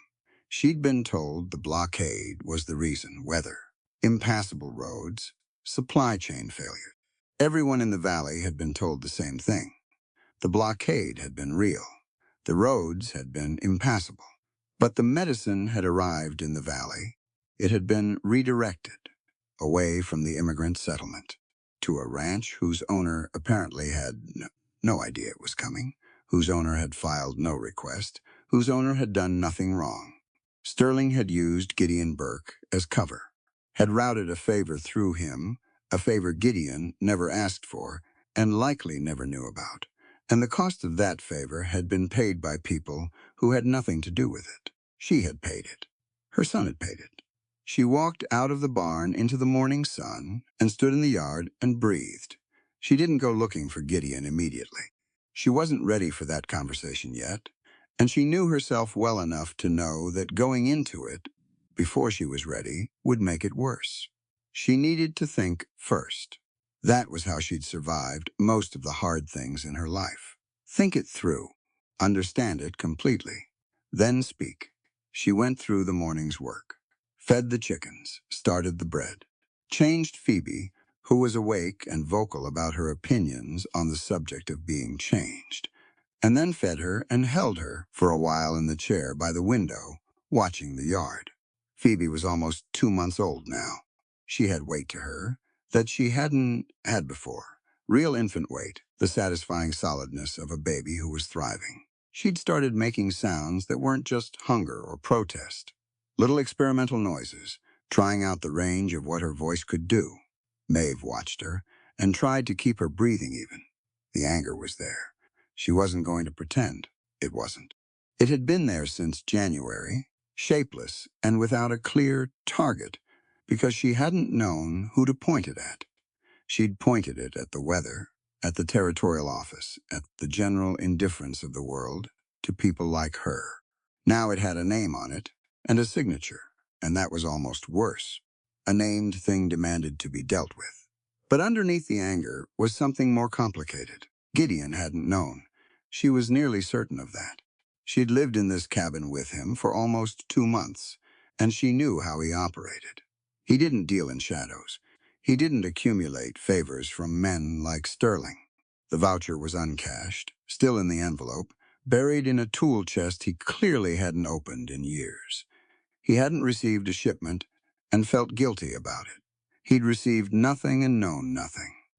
Sterling had done this entirely without Gideon's knowledge, had used his name, his ranch, his reputation in the valley as a decent man. That was its own kind of violation. She looked at Phoebe, at the small, serious face tracking a beam of light across the ceiling with enormous concentration. "Your father didn't know," she said quietly, to the baby. Phoebe reached for the light and missed it. "I need you to know that," Maeve said, "before I know anything else." Gideon came back from the south pasture around noon, muddy to the knee from checking the lower ditch bank. He came in, pulled off his boots at the door, saw Maeve at the table with her hands flat on the surface and the look on her face, and stopped. He'd learned her expressions over 2 months. The thoughtful one, slightly tilted. The amused one, kept small and close. The one she got when Phoebe did something new, which was layered in ways he didn't examine too closely. This one he hadn't seen before. It was controlled, very controlled, with the particular quality of something held in check by a decision rather than by ease. He came the rest of the way into the room. "What happened?" She slid the envelope across the table toward him. He picked it up, read the front, looked at her. She nodded once, so he opened it and read what was inside. She watched his face. It went through several things in quick succession. Confusion first, then recognition, then a longer stillness as he worked through what he was reading, what it meant, what the date was, what January had meant in this valley. He put the voucher down. He put the ledger page down beside it. He stood there looking at them. "I never received a shipment," he said. His voice was flat, quiet. "I know. I never asked for one. I never had any contact with Sterling's office about." He stopped. He used my name, yes. He looked up at her. "Maeve, I didn't know. I know you didn't know." He pulled the chair out and sat down heavily. He picked up the ledger page again and read it. She could see him working through it, the same way she had, following the chain of it. "February," he said. "Your son, yes." The word landed in the room and stayed there. He set the ledger page down. He put his elbows on the table and pressed both hands against his face, and was still for a moment. When he took his hands down, his expression had settled into something she could read. Deep remorse, not performed, not for her benefit. The real kind, the kind that sits behind the eyes. "I am sorry," he said. "I know that doesn't. Try it again. There are no words for this that are adequate. He used my name. He used my ranch to cover what he did, and you and your son paid the cost of it. And I had no idea." She looked at him across the table. She'd been carrying the anger all morning, shaping it, deciding what to do with it. She'd thought about walking out. She'd thought about saying things that would have been honest but final. She'd thought about what it meant to have trusted a man whose name had been attached, however unknowingly, to the worst thing that had ever happened to her. She thought about all of it. And then she looked at his face. He wasn't defending himself. He wasn't explaining it away or asking her to be reasonable about it. He was just sitting with it, carrying it the way it needed to be carried. He understood exactly what it meant, and he wasn't trying to make it smaller. She took a slow breath. "The blame belongs to Sterling," she said. Her voice came out steadier than she expected. "He pulled the strings. He used you the way he uses everything, as a means to an end. You were a useful name on a document. Nothing more. That doesn't make it—" "No," she said. "It doesn't make it right. It doesn't fix what happened. My son is still dead, and the medicine still didn't come, and I will carry that for the rest of my life." She met his eyes. But I won't put that on you. You didn't do this. He did. Gideon was quiet. He looked at the voucher. He'll know we found this, he said after a moment. Or he'll assume we will eventually. These things have a way of surfacing. Yes, which means he'll move faster on everything else. The land, the water rights, whatever he's been planning. He looked up. This is leverage, Maeve. Against him, if this went to the right people. She pulled the envelope back toward her. I intend to make sure of that, but we need to be careful about how we do it. Sterling has the territorial marshal in his pocket, and possibly others. We go to the wrong person first, and this disappears. Zeke will know who to trust in Rollins. Then we talk to Zeke. He nodded. He reached out and put his hand briefly on the table near the envelope. Not touching it, just near it, like he was acknowledging the weight of what it represented. She appreciated that, the not touching of it, the respect in the gesture. She opened her mouth to say something more. That was when the shot went through the window. It was close. Close enough that she heard the glass crack and felt the air of it before the sound caught up. She was on her feet before she understood what had happened, and the second shot hit the barn wall outside with a sound like a hammer on green wood. Down. Gideon was already moving, low and fast, not toward the window, but to the corner where he kept the rifle. Get Phoebe. Phoebe was in the crib across the room, awake, staring at the ceiling. Maeve crossed to her in 3 strides and picked her up, down low, away from the windows. The third shot went high. She heard it hit the roof overhang. Gideon was at the window, not in front of it, to the side of it with the rifle in his hands, looking out through the narrow angle available to him without showing himself. 3 of them, he said. Maybe 4. Edge of the tree line, south of the barn. Sterling's men. Nobody else has a reason. He pulled back from the window. They're not trying to hit us. They're throwing fire. She looked where he was looking. Through the south window she could see the barn, and she could see the orange tongue of flame already licking up the east corner of it, where someone had thrown a torch while the shots kept Gideon away from the door. The horses, she said. I know. He looked at her. In that moment, in the compressed space between 1 second and the next, she understood they were making a decision together without saying it. Past and present, grief and survival, the conversation they'd been having, and the fire that was already climbing. Cellar, he said. She went. The root cellar entrance was in the back of the cabin, a heavy door set into the floor behind the kitchen wall. She got it open, one-handed with Phoebe against her shoulder, got down the 4 steps, found the shelf where Gideon kept the extra lamp and matches, got it lit. The cellar was cold and smelled of earth and dried apples. It was solid. The walls were packed clay and stone. She sat on the bottom step with Phoebe held close and listened to the shots outside, the shouting, the particular crackle and rushing sound of fire getting serious about what it was doing. Phoebe did not cry. She pressed her face against Maeve's collarbone and was still as though she understood, which she couldn't, but somehow did. Maeve held her and listened and waited. And while she waited, she looked at the wall of the cellar, the close-packed earth, and she thought about the voucher upstairs on the table. She thought about her son, about the long, cold February in a cabin without medicine, about the shape of a grief that had finally found its edges and its cause. She thought about Gideon's face when he'd read the ledger page, the way it had gone still, the remorse that wasn't for show. She thought about what she'd said. The blame belongs to Sterling. She'd said it because it was true, not because it was easy. The truth and the easy thing were not always the same, and you couldn't let yourself confuse them. That was something her father had told her, back in County Clare, before the crossing, before everything. Don't let your grief become your compass, Maeve. Grief points at the wound, not the way forward. She'd carried that a long time. Above her, something fell. Heavy, structural. A beam, maybe.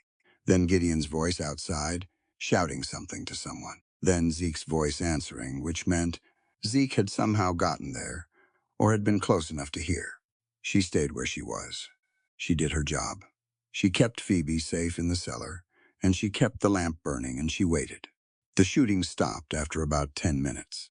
The fire sounds changed, less roaring, more hissing, which was water or dirt, working against it. More voices outside, the hands probably, Martinez. The cellar door opened. Gideon looked down at her, his face dark with smoke on one side, his hands dirty. He looked at Phoebe first, then at her. East corner's gone, he said. Rest of the barn held. We lost some hay. She stood up, Phoebe still against her shoulder. The horses? Out. Martinez got them out. He came down the steps and took Phoebe from her without asking, which was the right thing to do, because her arms were shaking slightly, though she hadn't noticed until he did it. He held the baby against his chest. He looked at Maeve. You all right? Yes, she said. Sure? She looked at him in the lamplight of the cellar, the smoke on his face, Phoebe quiet against him. She thought about the voucher on the table upstairs. She thought about everything the night had just added on top of everything the morning had already cost. I'm sure, she said. He nodded. He believed her, which was correct of him. She was telling the truth. They went upstairs together, into the smoky cabin, into the smell of the fire that hadn't quite reached them, and the night air coming through the broken window, and the sounds of the men outside, working the smoldering barn corner. The voucher was still on the table, where she'd left it. She picked it up and put it in her dress pocket. Sterling had started this. Had started it long before tonight, before the torches, before the hired men, before the dry creek bed and the dead ewes. He'd started it in January, with a redirected shipment and a signature on a ledger page, and a complete indifference to who paid the price. She knew what he was now. She had the document that proved it, and she was still standing. That mattered. She held on to that. Outside, Zeke was saying something to Martinez in a low, steady voice.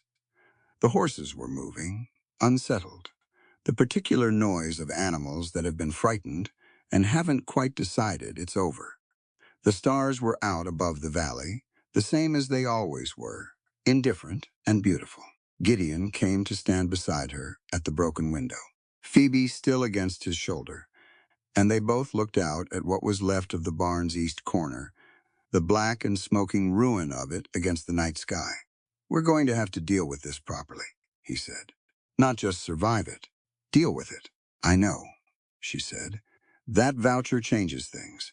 It gives us a way to do it that doesn't end with us digging more graves. She put her hand in her pocket, felt the edge of the envelope. Then that's what we do, she said. They stood there in the broken windowed cabin, in the smell of smoke and the sound of the valley settling back into its night, and neither of them said anything more for a while. There was nothing more that needed saying. The barn was damaged. The window was broken.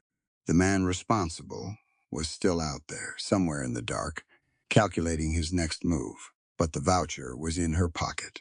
The ditch was running. Phoebe was breathing slow, and even against Gideon's shoulder, already asleep, already past the fright of the night, the way the very young move through disaster, forward and forward and forward without stopping. Maeve watched her sleep and made a decision. Blind hatred digs graves. She'd seen it. She'd seen what happened to people who turned their grief into a weapon and pointed it without precision. They hit everything and solved nothing. What she felt wasn't forgiveness. Not yet. Maybe not for a long time. But it was clarity. Sterling was the target. The evidence was in hand. The work ahead was methodical, not emotional. She could do methodical. She'd been doing it since January. The east corner of the barn was still smoking when Maeve came back outside. She'd put Phoebe down in the cellar again, on the folded blankets she'd pulled down from the shelf, with the lamp turned low, and the cellar door propped so she could hear her. Phoebe had gone back to sleep without complaint. She was becoming, Maeve thought, a remarkably practical baby. The yard was lit by 2 lanterns. Zeke had hung from the fence posts, and by the dull orange glow of what remained of the fire. Martinez and Cole were throwing dirt on the last of it, working the base of the corner where the embers were still hot. Denny had the horses in the corral, walking them in slow circles to settle them down. Gideon was at the tree line, not standing at it, moving along it low, rifle in hand, checking where Sterling's men had been. She watched him work the edge of the timber for a moment, and then she went to the barn wall and found the Winchester she'd noticed 3 weeks ago, hanging on 2 pegs just inside the door, fully loaded. She'd made a point of knowing where it was. She had always made a point of knowing where things were. She took it down and followed the fence line toward the south end of the yard, putting herself at an angle to Gideon, covering the open ground between the barn and the timber.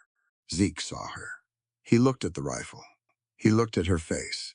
He didn't say anything, just moved to give her a clear field. Gideon came back from the tree line 5 minutes later. He saw her positioned by the fence and took it in without breaking stride. He came to where Zeke was standing. 4 of them, he said. Rode south. They're not coming back tonight. He looked at the barn corner. They got what they came for. Which was what? Zeke said. They didn't push, threw their torches, and kept the shots high. They weren't trying to burn it down, not fully. Warning, Maeve said. Both men looked at her. He's telling us he can reach us, she said. That's what tonight was. Not destruction, a demonstration. Gideon looked at the smoldering corner, at the broken cabin window, at the yard with the lantern light, throwing everything in unsteady orange and black. He was quiet for a moment. She could see him working through it and arriving at the same place she had. You're right, he said. Sterling knows about the ditch, Zeke said. Word travels in this valley. He knows you found another water source, which means he lost his primary leverage. So he escalates. And the voucher. Gideon looked at Maeve. If anyone talked in town, nobody knew about the voucher, she said. I found it this morning. Only the 3 of us know it exists. Then this is about the ditch. Zeke pulled his coat tighter against the night air. He's sending a message. Backs down or gets worse. The 3 of them stood there with the fire settling behind them, and the horses moving in the corral, and the stars very clear and cold above the valley. He miscalculated, Maeve said. Zeke looked at her. A demonstration only works if the other party is afraid of what comes next. She held the Winchester loosely, pointed at the ground. We have the voucher. We have the water. And we're still standing. If this was meant to make us fold, he read us wrong. Zeke made a low sound. Gideon looked at her for a long moment. Get some rest, he said finally, to all of them. But he said, it looking at her, we sort the rest in the morning. Morning came gray and cold, with a thin high overcast, and the smell of wet ash drifting across the yard. Maeve was up before the light proper, moving quietly so as not to disturb Phoebe, who'd been moved back to her crib sometime in the small hours and was sleeping deep. She built the fire up and put the coffee on and went out to look at the barn in the early light. It was worse in daylight, the way fire damage always was. The east corner had taken the worst of it. 2 of the upper wall planks gone entirely. The roof section above them collapsed into a charred mess. The rest of the wall was scorched, but standing. The structure itself was intact. It would need significant repair, but it was repairable. She stood there with her arms folded and looked at it practically. Gideon came out of the cabin behind her. He stood at her shoulder and looked at the same damage. I can rebuild that corner in 3 days, he said. 4 if the lumber delivery from Harlow Crossing is slow. The wall studs on the south side are sound, she said. I looked at them. You won't need to pull those. Good. He looked at the roofline. The overhang is the problem. I'll need help on that section. Cole can work the roof. He grew up doing it. He told me last week when he was fixing the shingles. Gideon nodded. He didn't ask how she knew that about Cole. She made a habit of knowing things about the people around her. It came up useful. They went back inside. Zeke arrived an hour later, already fed, coming straight to the table with the look of a man who'd been thinking all night. He sat down. Maeve poured him coffee without asking. There's a federal land inspector in Rawlins, Zeke said. Name of Hargrove. He's not territorial, which means Sterling doesn't have him the way he has the territorial marshal. He handles water rights disputes and land fraud. He looked at Gideon. The voucher is land fraud. What Sterling did with that medical shipment, routing it under your name without consent, that's fraud. And it's possibly criminal misuse of territorial relief funds. Possibly, Maeve said, depending on how Hargrove reads the statutes.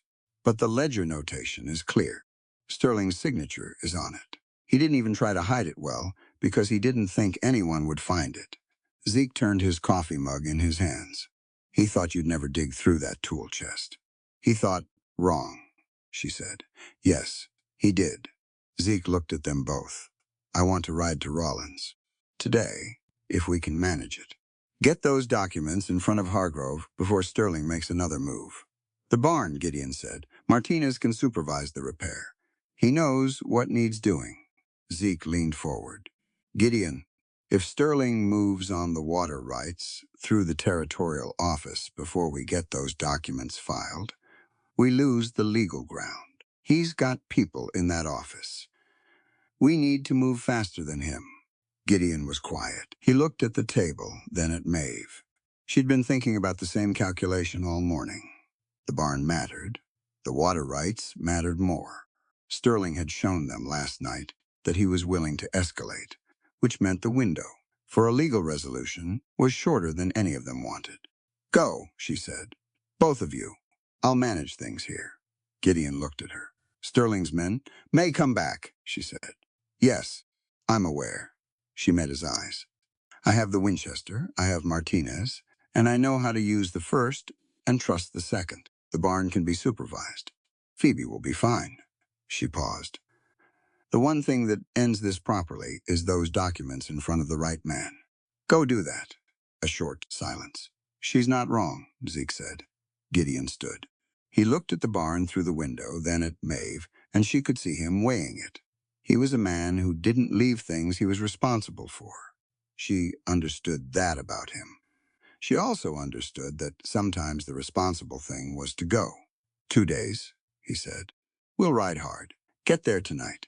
See Hargrove first thing in the morning. 2 days is fine, she said. He picked up his coat. Then he stopped. He turned around and looked at her with an expression she didn't have a quick word for.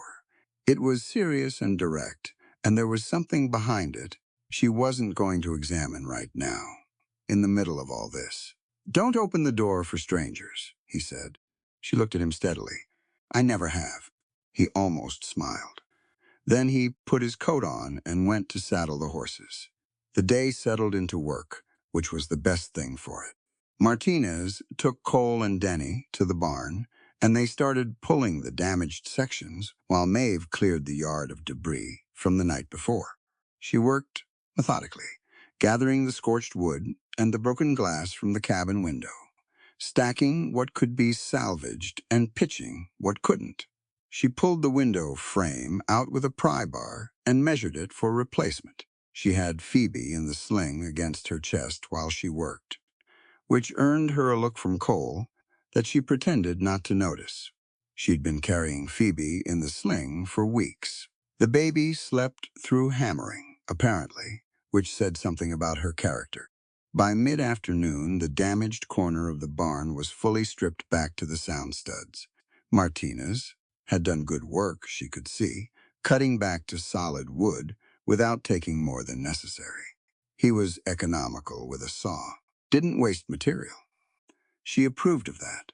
She brought water and cold biscuits out at 3 o'clock, and they ate standing up, looking at what they'd accomplished. 2 days, she asked Martinez. He considered the corner. Frame by tonight, wall by tomorrow noon. Roof is Cole's problem. He glanced at Cole. I can do the roof, Cole said with his mouth full. Good. She looked at the window frame she'd measured. I need one of you to ride to Harlow, crossing for lumber in the morning. Tell Calloway it's for the Burke Ranch. He'll put it on account. Martinez nodded. She went back inside to feed Phoebe. That evening, with the frame of the barn corner rebuilt and standing, and the cabin's broken window boarded over with a piece of barn pine, she sat at the table alone and took the envelope from her pocket. She'd been carrying it all day. She'd thought about it between tasks, the way you think about a splinter, aware of it constantly, unable to ignore it entirely. She spread the voucher and the ledger page on the table and looked at them in the lamplight. Sterling's signature, the date, the notation. She thought about January, the specific January cold of that cabin, which was different from any other cold she'd known. The helplessness of it. 6 days.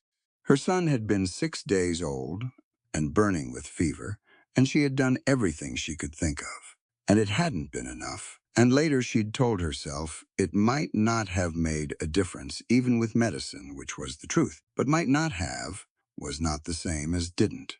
She sat with that for a while. She let herself sit with it, because pushing it away didn't make it go away. It just made it follow you. Then she folded both documents and put them back in the envelope. The anger was still there. Probably would be for a long time. But she'd meant what she'd said last night to herself. In the cellar. Blind hatred digs fresh graves. She'd watched people spend their whole lives turning grief into fuel for destruction and ending up with nothing but ash. She wasn't going to do that. Sterling had taken something from her that couldn't be given back. She understood that completely. She also understood that the only thing she could do with it now was make sure it counted for something. Use the evidence. Use the legal process. Get the man in front of a court where his signature would speak louder than his influence. That was the work now. That was where she was pointing. Gideon and Zeke came back on the morning of the second day, earlier than expected. She heard the horses in the yard and came to the door. They both looked tired, the way men look after a long, hard ride with something on their minds. Zeke's expression was controlled. Gideon's told her more. "He saw us," she said, when they came in. "Hargrove, he saw us," Gideon confirmed. He sat down. He looked like he needed to sit down. Zeke stood near the fire, warming his hands. Hargrove took the documents. "Read them on the spot." He didn't say much, but the look on his face when he read that ledger notation. He paused. "He's opening an investigation. Not a territorial one. Federal. Which means Sterling's people in the territorial office can't touch it." Maeve exhaled slowly.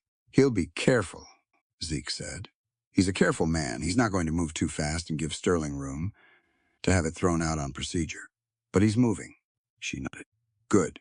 Gideon was looking at her from across the table. She'd seen him look at her before, in various ways, but this was different. This was the look of a man who had gone away carrying something heavy and come back to find it partially lifted, and wasn't sure yet what to do with his hands. "The barn?" he said. "Frame is done. Wall's almost there. Coal goes up on the roof today." She tilted her head toward the window. "Martinez knows what he's doing." He looked at the boarded-over window. "You fixed it." "Boarded it for now. I have the measurements. We can get proper glass from Calloway." He was quiet for a moment. She watched him take in the cabin, the fire, the soup she had going on the stove, Phoebe asleep in the crib, the yard visible through the south window, where Cole was already hauling lumber up a ladder. Something moved in his face. She didn't look away from it. He stood up and came around the table.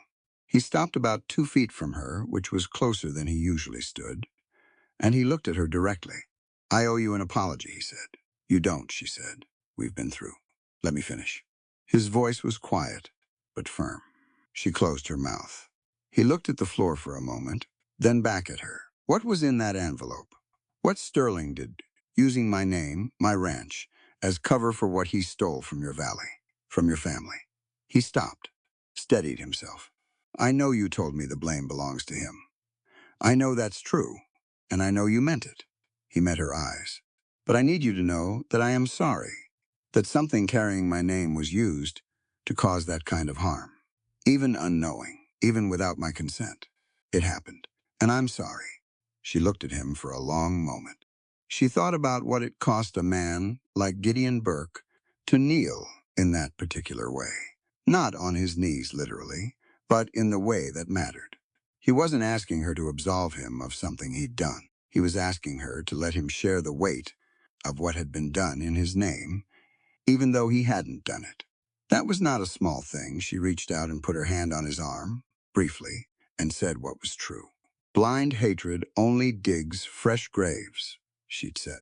The blame belongs to the man pulling the strings, not the family he used as a pawn. He looked at her hand on his arm, then at her face. We're not done with him yet, she said. Hargrove is moving. We have the documents.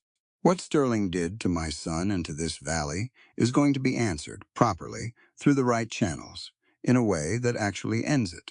She took her hand back. That's what I want, not his destruction. Accountability. There's a difference. Gideon was still looking at her. She held the look because she meant every word, and she wanted him to know it. You're a remarkable woman, he said, simply without ornamentation. She felt it land differently than compliments usually did. Most compliments were a form of reassurance, people telling you things about yourself, to make you feel better. This wasn't that.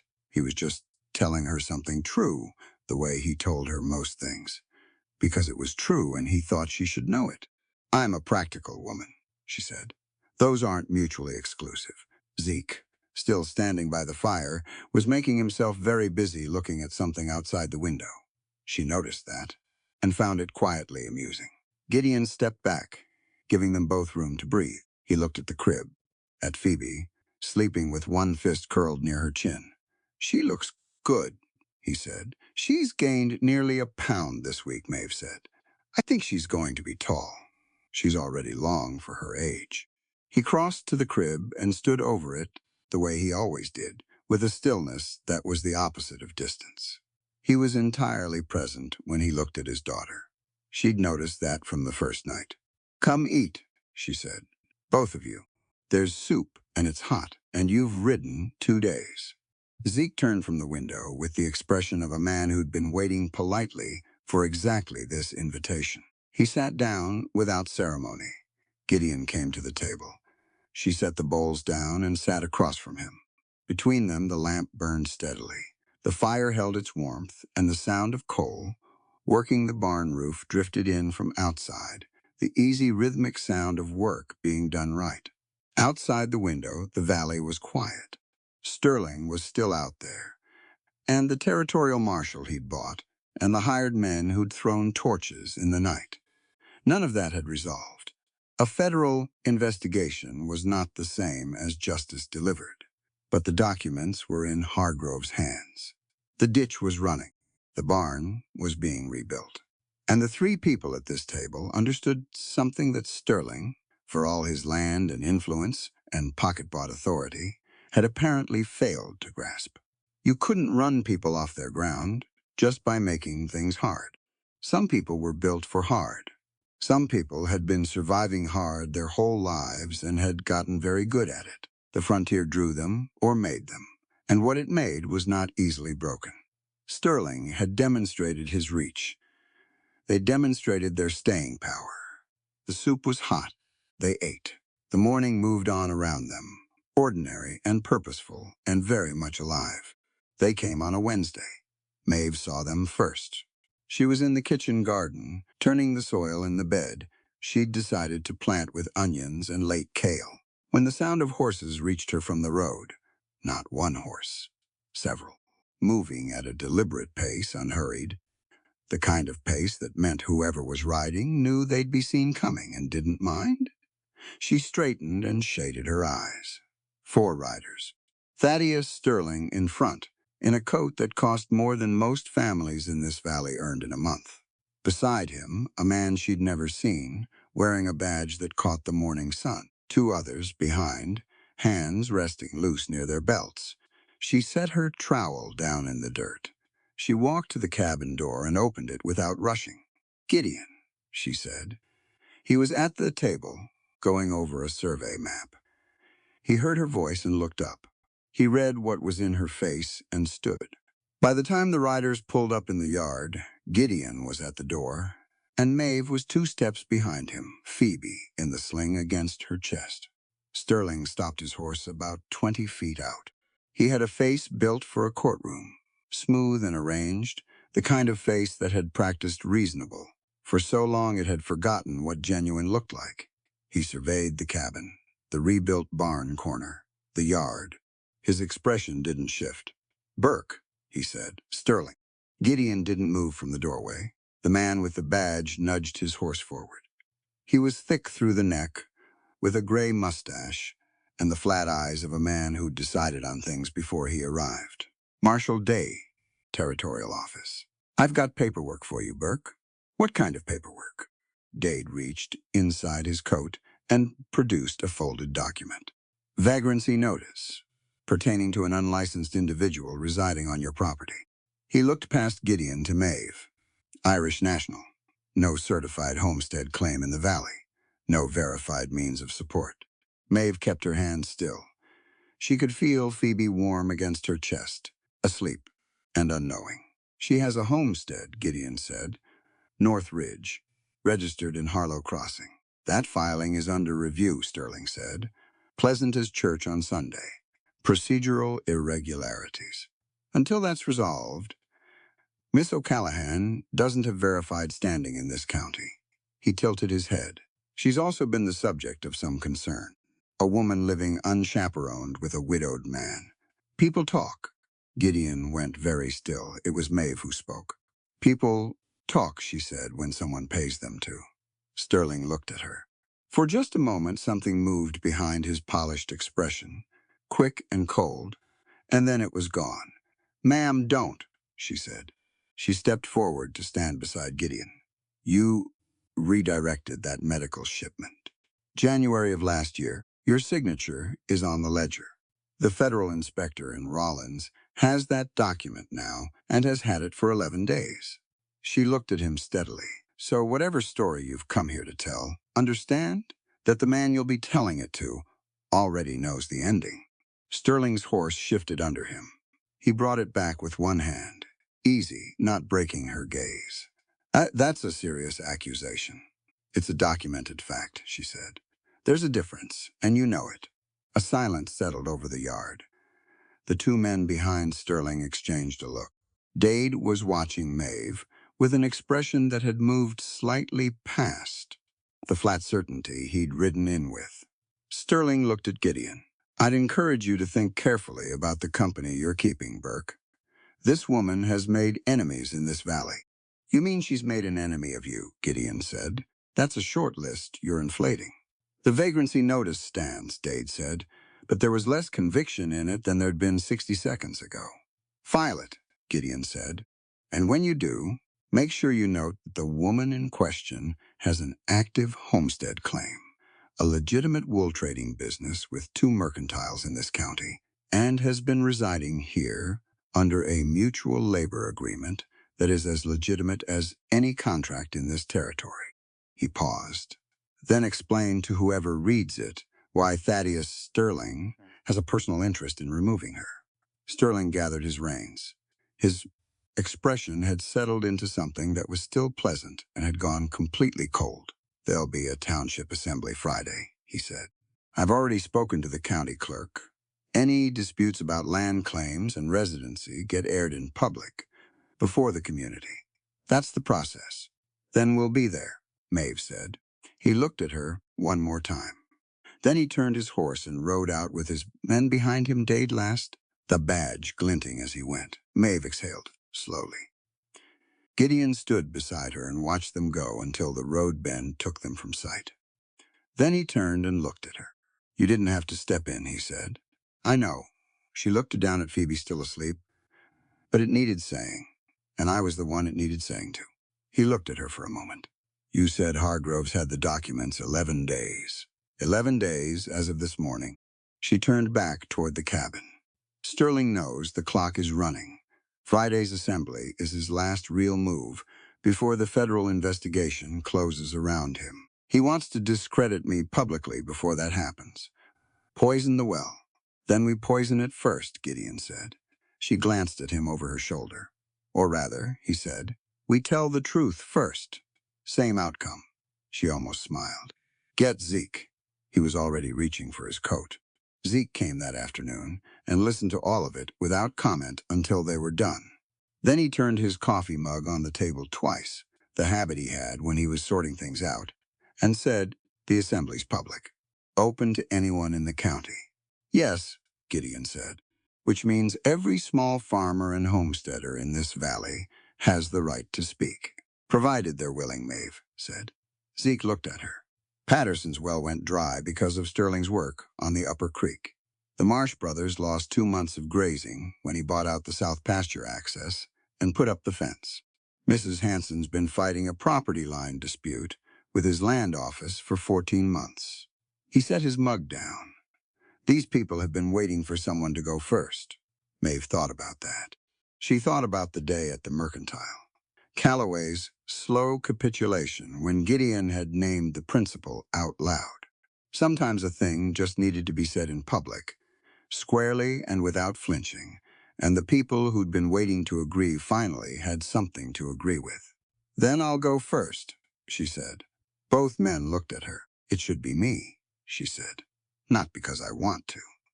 Because he's made it about me, he came to this yard with a vagrancy charge aimed at me and slander dressed up as community concern. If someone else leads, he'll say I was hiding behind better-regarded people. She looked at Gideon.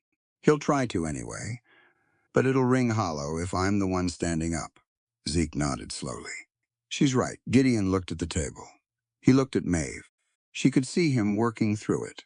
The protectiveness in him, running up against his understanding, that protection wasn't always what a situation required. You'll have backup, he said finally. I know I will, she said. Friday came on clear and cold, with a sky so blue it hurt to look at directly. The township assembly was held in the open ground behind the church, which was the tradition for anything too large for the building. Benches had been dragged out from inside, and a wooden platform stood at the north end where speakers addressed the crowd. There were more people than Maeve expected. Word had traveled, as it always did in small places, faster than the people who'd started it intended. She saw faces she recognized and faces she didn't. Ranchers, farmers, their wives, a few men from town. Several people she knew had been having trouble with Sterling's encroachments on the water and grazing rights. Sterling was already at the platform when they arrived. He had 2 men in suits with him, not the hired sort, the legal sort, carrying papers. Dade stood off to one side. The county clerk, a nervous little man named Briggs, called the assembly to order at 10 o'clock.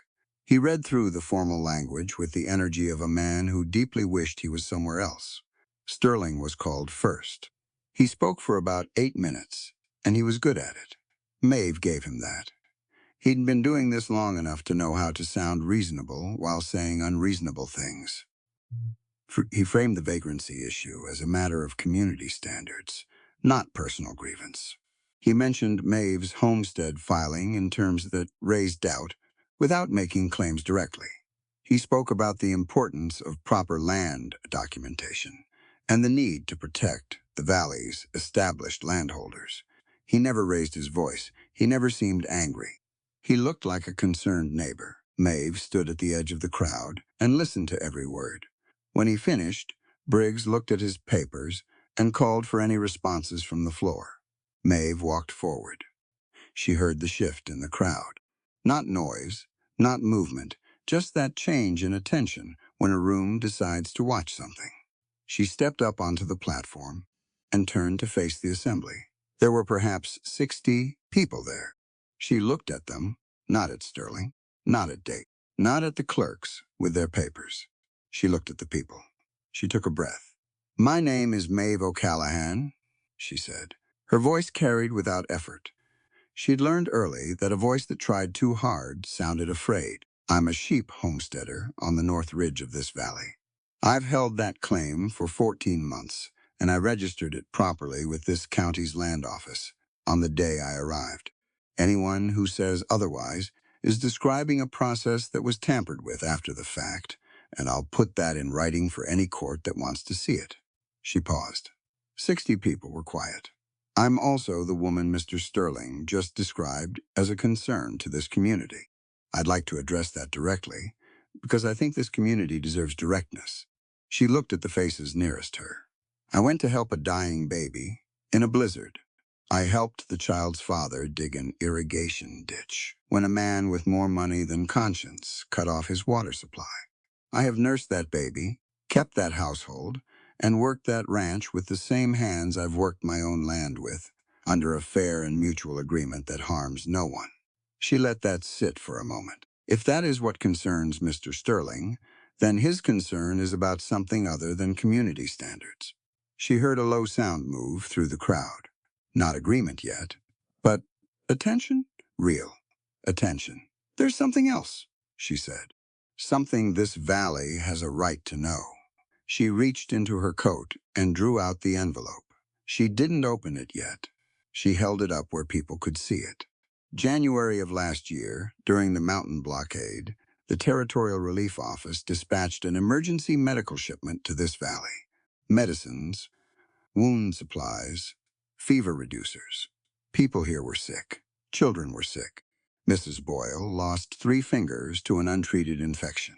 Others suffered who didn't have to. Her voice stayed even. The shipment arrived in this valley.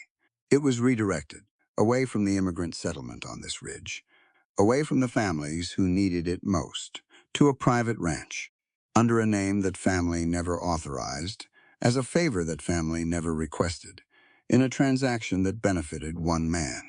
She opened the envelope and took out the ledger page. Thaddeus Sterling's signature is on this document. The federal land inspector in Rawlins has the originals. This is a copy, but the federal investigation is not.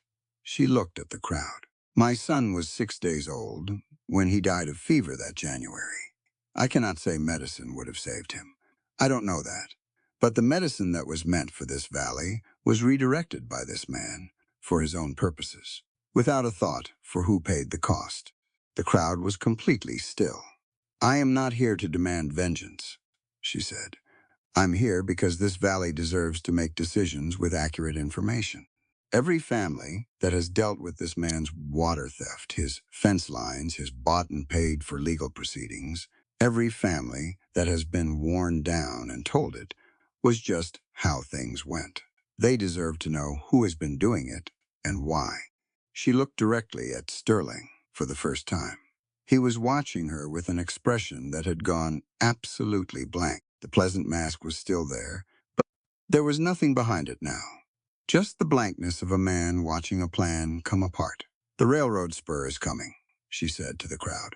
Everyone here knows it, and when it comes, this land will be worth 10 times what it is today. Mr. Sterling knows it. He has known it for 2 years.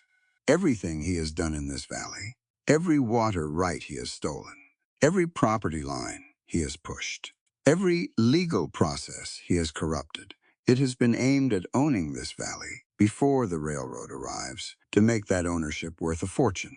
She folded the ledger page and put it back in the envelope. Women in this territory have the right to hold land, she said. The law says so.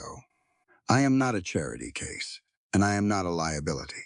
I am a landowner, same as every man in this assembly, and my deed is as valid as any deed here.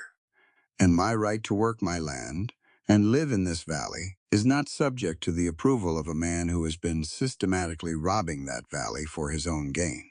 She stepped back. The silence lasted about 3 seconds. Patterson stood up first. He was a rancher of about 50, broad and slow-moving, and not given to public speaking. He stood up and said, in his plain, flat way, "My well went dry after his men worked the upper creek. I've got the dates. I'll speak to anyone who wants to hear them." Then Martha Marsh, whose husband was home with a bad knee, stood up and said the property line dispute that had been going on for 14 months had documents too, and she'd brought them. Then a man Maeve didn't know, a young farmer from the east end of the valley, stood up and said he'd seen Sterling's riders at the creek on the night before Patterson's well went dry. He hadn't said anything because he didn't think anyone would listen. "I'm listening," Briggs said, somewhat shakily, from behind his table. More people stood, not all of them, but enough. One after another, the small, careful voices that had been waiting for something to lean against, standing up in the clear Friday morning air and saying what they'd seen and what they knew. Sterling said something to his lawyers. Both lawyers looked at their papers and said something back.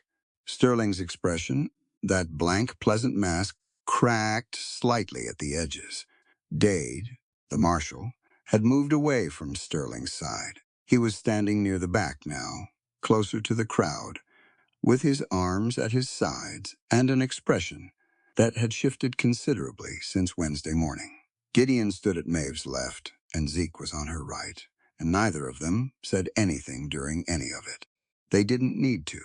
Their presence said what needed saying. She wasn't standing out there alone. She was standing out there with people who'd chosen to stand beside her. And the difference between those two things was the difference between a person making a speech and a community telling the truth. By noon, Briggs had filled 4 pages of notes and announced that the proceedings would be forwarded to both the county court and, given the federal investigation already underway, to Inspector Hargrove's office in Rawlins. Sterling left before the assembly formally closed. His lawyers followed. Dade stayed. When it was over and people were moving and talking in clusters across the ground, Zeke said quietly, "He'll run," maybe, Gideon said. Hargrove anticipated that. Zeke looked across the crowd. "He told me, when we were in Rawlins, that the territorial line would be watched once the investigation went public." He paused. Today made it public. Maeve stood and watched the valley's people talking to each other in the afternoon light. She watched Patterson speaking to the young farmer from the east end of the valley.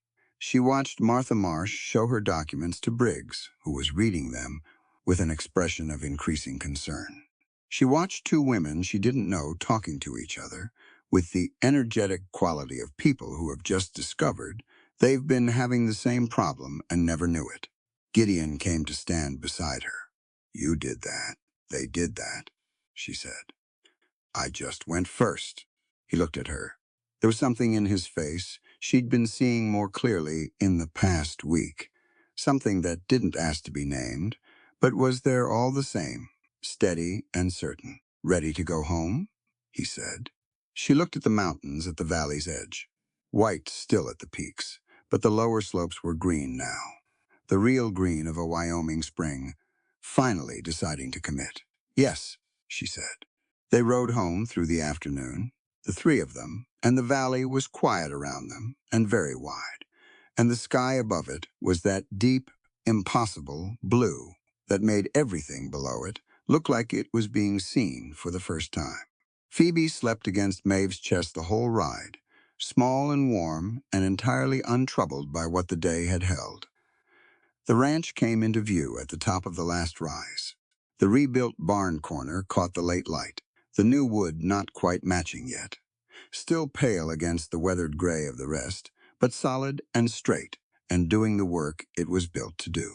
Gideon pulled up his horse for a moment on the rise. Maeve pulled up beside him. They looked at it together without speaking. Their home, both of theirs, now in the way that mattered, the way that came from work and presence and choosing to stay. "It'll weather in," Maeve said, about the new wood. "Always does," Gideon said. They rode down. The word came from Zeke at first light, 3 days after the assembly. He rode in hard, which was not like him. Zeke Porter was a man who moved with deliberation in all things, who arrived at a trot and left at a walk, and considered any other pace a comment on poor planning. When Maeve heard hooves coming fast up the road, she was already at the window before she'd decided to be. She saw his face when he pulled up in the yard, and she went to the door. "Sterling's gone," he said, swinging down. "Rode out of Harlow Crossing last night with 2 men, heading north toward the pass." Gideon came in from the barn. He heard the last part. "Hargrove's people, riding from Rawlins. They'll be here by noon, maybe later." Zeke tied his horse to the rail. He wasn't looking at either of them directly, which was unusual enough that Maeve noticed it immediately. "There's something else." "Say it," Gideon said. Zeke looked at him. "Phoebe wasn't in her crib when you came out this morning, was she?" The world went very quiet. Maeve turned and walked back into the cabin fast, to the crib in the corner, which she'd left 10 minutes ago when she went to start the fire. The crib was empty. The blanket was still warm. The small wool rabbit that Phoebe slept with was on the floor, which meant she hadn't been carried gently. Someone had lifted her in a hurry. Maeve stood there for 1 second. Then she picked up the rabbit and put it in her coat pocket and went back to the door. "When?" she said to Zeke. Her voice was completely level. "Sometime in the last hour, one of Sterling's hired men was seen on your North Road before dawn. A neighbor of yours, Mrs. Clancy. She was up with a sick goat. She didn't know what she was seeing until she heard this morning that Sterling had run." Zeke looked at Maeve with something in his eyes she hadn't seen there before. "I'm sorry. I came as fast as I could." Gideon was already at the barn. Maeve was 2 steps behind him. They didn't say much while they saddled. There wasn't anything to say that the work didn't cover. She took the gray, which was the faster of the 2 horses she had access to, and she took the Winchester off the barn wall and checked it without thinking about it, because it needed to be checked, and her hands knew how. Gideon had his rifle and his Colt, and the look on his face of a man who has compressed everything he is feeling into something small and cold and functional. She recognized it. She'd worn it herself before. "North Pass," he said. "It's the only road out of the territory that doesn't go through Rollins. I know it. Frozen Canyon section is impassable on horseback in winter, but it's April now. The lower channel will be open." He checked the cinch on his horse. "They'll have maybe 2 hours on us. 3 at most. Phoebe's not dressed for the cold up there," Maeve said. He looked at her. "Move fast," she said. That was the whole conversation. Zeke was at the barn door. "I'll go to Hargrove's men, tell them the direction. They'll come behind you." "If they come fast enough," Gideon said. "I'll make sure they do." Zeke looked at them both. "Don't do anything that gets you killed before I can get there." "We won't," Maeve said. She swung up into the saddle, and they rode. The North Road climbed steadily out of the valley bottom, through stands of pine that were still heavy with old snow on their northern sides. The ground underfoot, a mix of frozen mud and patches of bare rock where the slope faced south. The horses worked hard at the gradient. Maeve let the gray find its footing, not pushing faster than the terrain could support, because a horse with a broken leg helped no one. They tracked by what the ground told them. Fresh prints in the muddy sections, 2 horses moving fast. One set of prints heavier than the other, which meant a horse carrying double. That was Phoebe. That was where Phoebe was. She fixed her eyes on those prints and followed. Gideon rode slightly ahead on the open sections, where the road was wide enough. He didn't talk while they rode. He didn't need to, and she didn't need him to. She was doing her own calculating, the same thing she did digging a ditch, or arguing a price at the mercantile, or standing on a platform in front of 60 people. Take stock of what you have. Understand the problem completely. Move what she had: a good horse, a loaded rifle, a man she trusted entirely at her side, and the knowledge that Sterling needed Phoebe alive. A dead hostage was no leverage. Sterling was running for the territory line, not for a gravesite. Phoebe was safe until they caught up, and that meant their job was to catch up before anything changed. She held on to that. She rode. The canyon entrance appeared around the 2nd hour, where the road narrowed between 2 limestone walls that rose 60 feet on either side. In January, those walls would have been sheeted in ice, the channel between them locked solid. In April, the melt had cleared the lower passage, but the upper faces were still white, and the air, coming out of the canyon, was a different kind of cold, concentrated, and still. Gideon pulled up at the entrance and held up his hand. She stopped beside him. Voices, somewhere inside the canyon, bouncing off the limestone and coming back, strange and doubled, hard to pin down. But voices, 2 of them, men, and then, faint and furious, a sound that made her close her eyes for 1 brief second. Phoebe was crying. Full volume, indignant, healthy crying, the particular sound of a baby who was cold and hungry and deeply displeased about the situation. She was alive. She was unharmed. 2 men, Gideon said, quietly, listening. "Sterling's there, and at least 1 other. The canyon narrows. About a 1/4 mile in," Maeve said. She'd ridden this road twice in the fall when she was scouting the Northridge boundary. There's a wide section before that, where the walls step back, an overhang on the east side, big enough to shelter under. He looked at her. "They've stopped," she said. "That's why we can hear them. They're waiting under the overhang." Waiting for what? The third man. She thought about the prints. 2 horses came through here. But there were 3 men at the cabin this morning. One's not here yet. Gideon looked at the canyon entrance, then at the walls above them. The east wall had enough broken rock on the lower face to climb, if you were deliberate about it. The top of the wall would give a sight line into the wide section. He was reading it the same way she was. She could see that. "I can get up the east wall," she said. "Maeve, you go in on the road. You're visible. You're the distraction. I get above them." She held the Winchester up slightly. "From that height, I have a clear field. They don't." He looked at the wall. He looked at her. "The rock's going to be wet." "I know what wet rock feels like," she said. "I grew up on a coast." A short silence. He didn't like it. She could see that too. But he was a practical man, and the practical reality was that her plan was sound, and his not liking it was not a sufficient reason to set it aside. "Give me 10 minutes to get up," she said. "Then come in slow, visible. Give them something to look at." He reached over and put his hand briefly on her arm. "Be careful." "You too," she said. She dismounted and tied the gray to a scrub pine 20 yards back from the canyon entrance, where it wouldn't spook and wouldn't be seen. Then she went to the base of the east wall and started up. The rock was wet in places, cold in all of them, and there was a moment about 30 feet up where the handhold she'd planned on turned out to be shallower than it looked from below. She found another. She kept moving, methodical, not fast, testing each hold before she committed to it, because her father had taught her that, and the lesson had never stopped being useful. She got to the top in 9 minutes. Flat on her stomach at the wall's edge, she looked down into the wide section of the canyon. Sterling was there.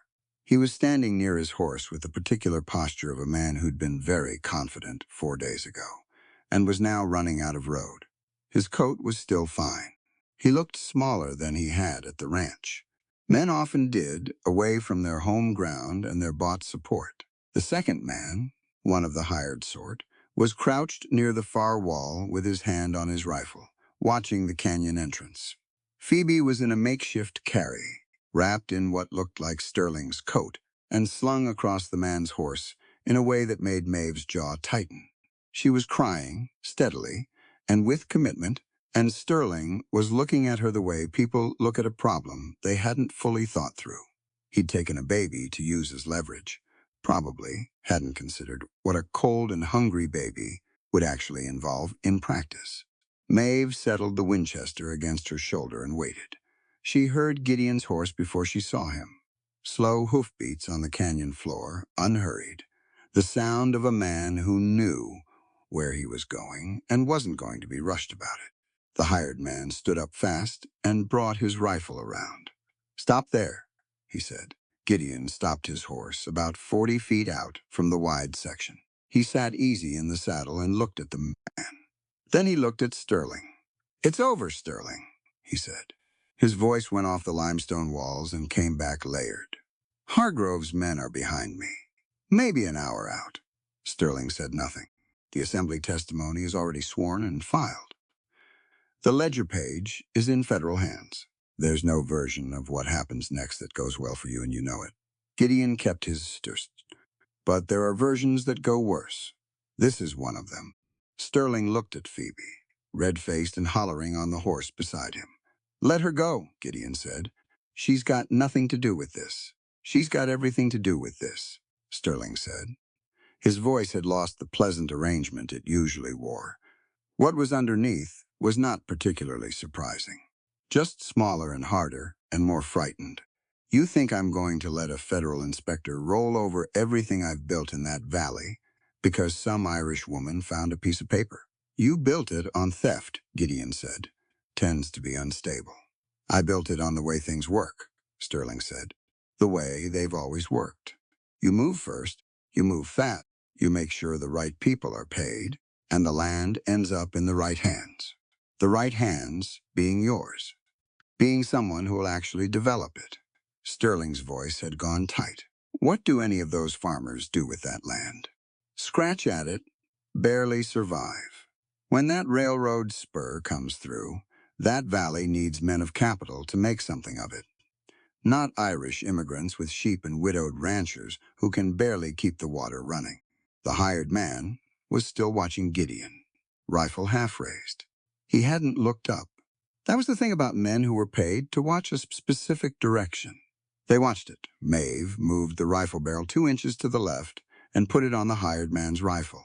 I want you to hear something, Gideon said to Sterling, because I think you have genuinely convinced yourself that what you just said is true. He looked at him squarely. A woman walked 4 miles through a blizzard at night to save a baby she didn't know, because it was the right thing to do. A freed man rode hard across this valley for 2 days to help file legal documents that protected people who weren't his family.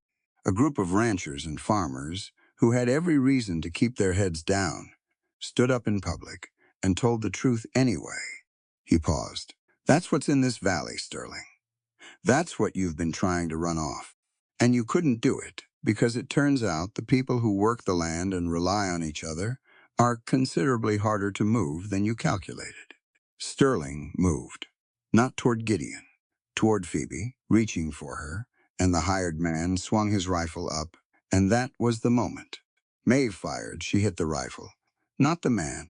She aimed for the barrel, and she hit it, and it went spinning out of his hands and rang off the canyon wall and landed in the dirt.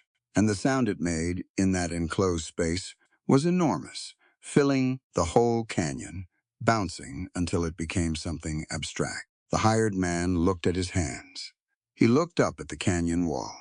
He raised both hands over his head. Gideon was off his horse and across the wide section in the time it took Sterling to realize what had happened.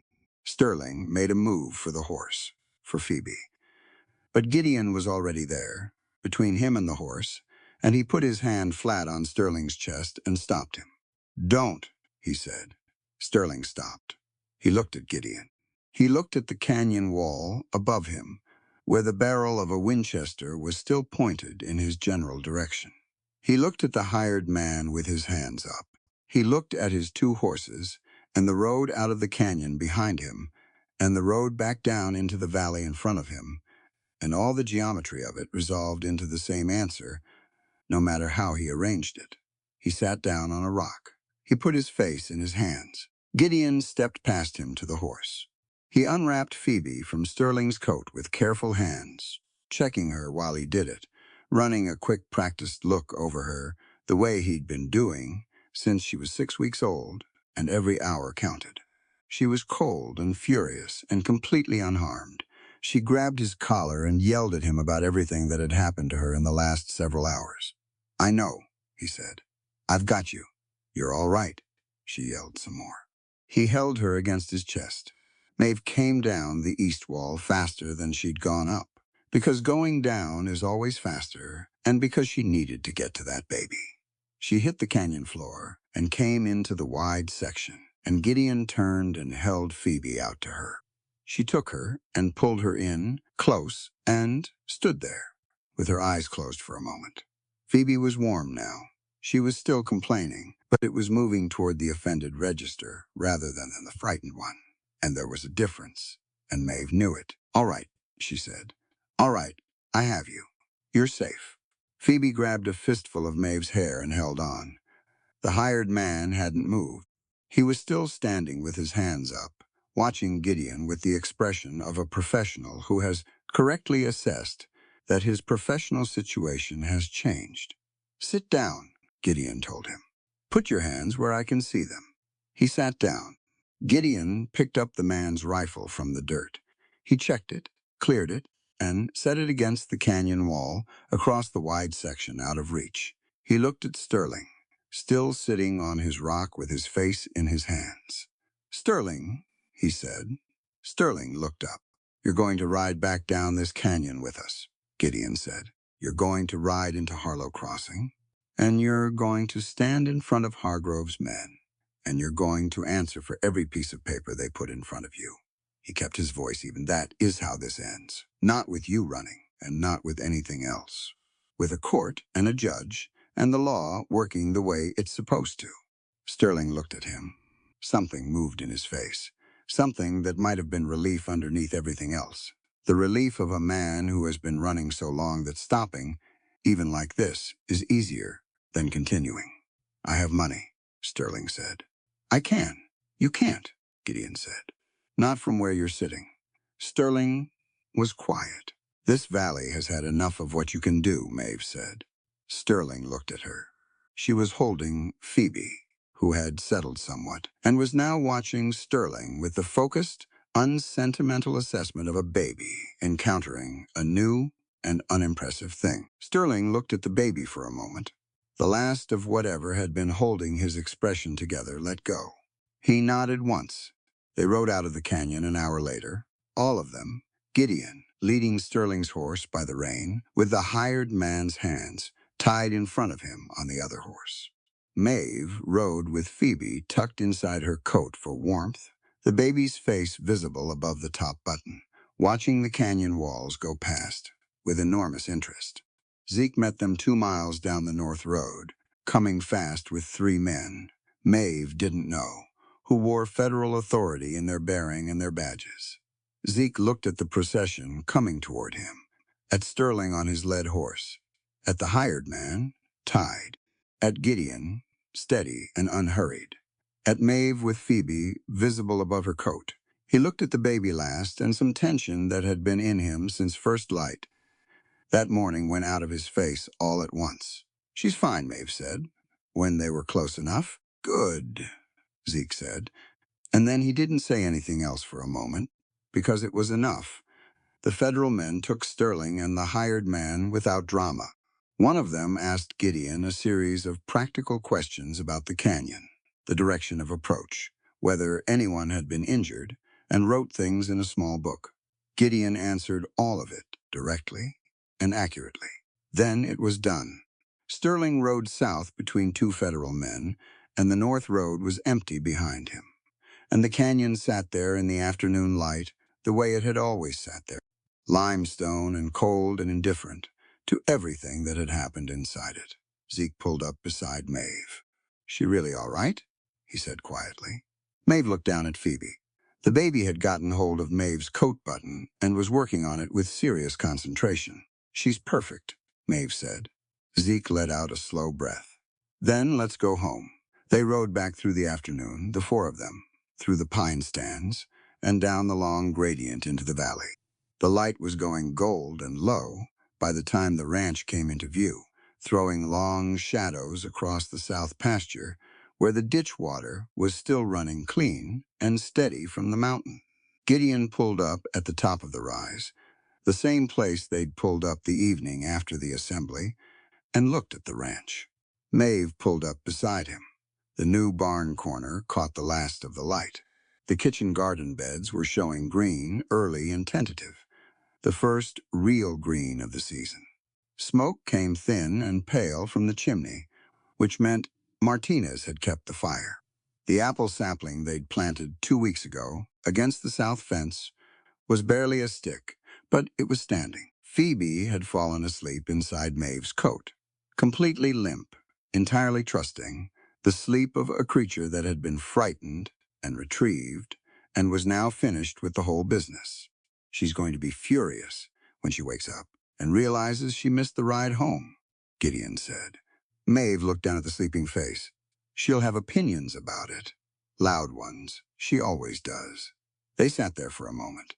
The valley spread below them, wide and quiet in the fading light. The mountains at the far edge, going rose and orange at the peaks.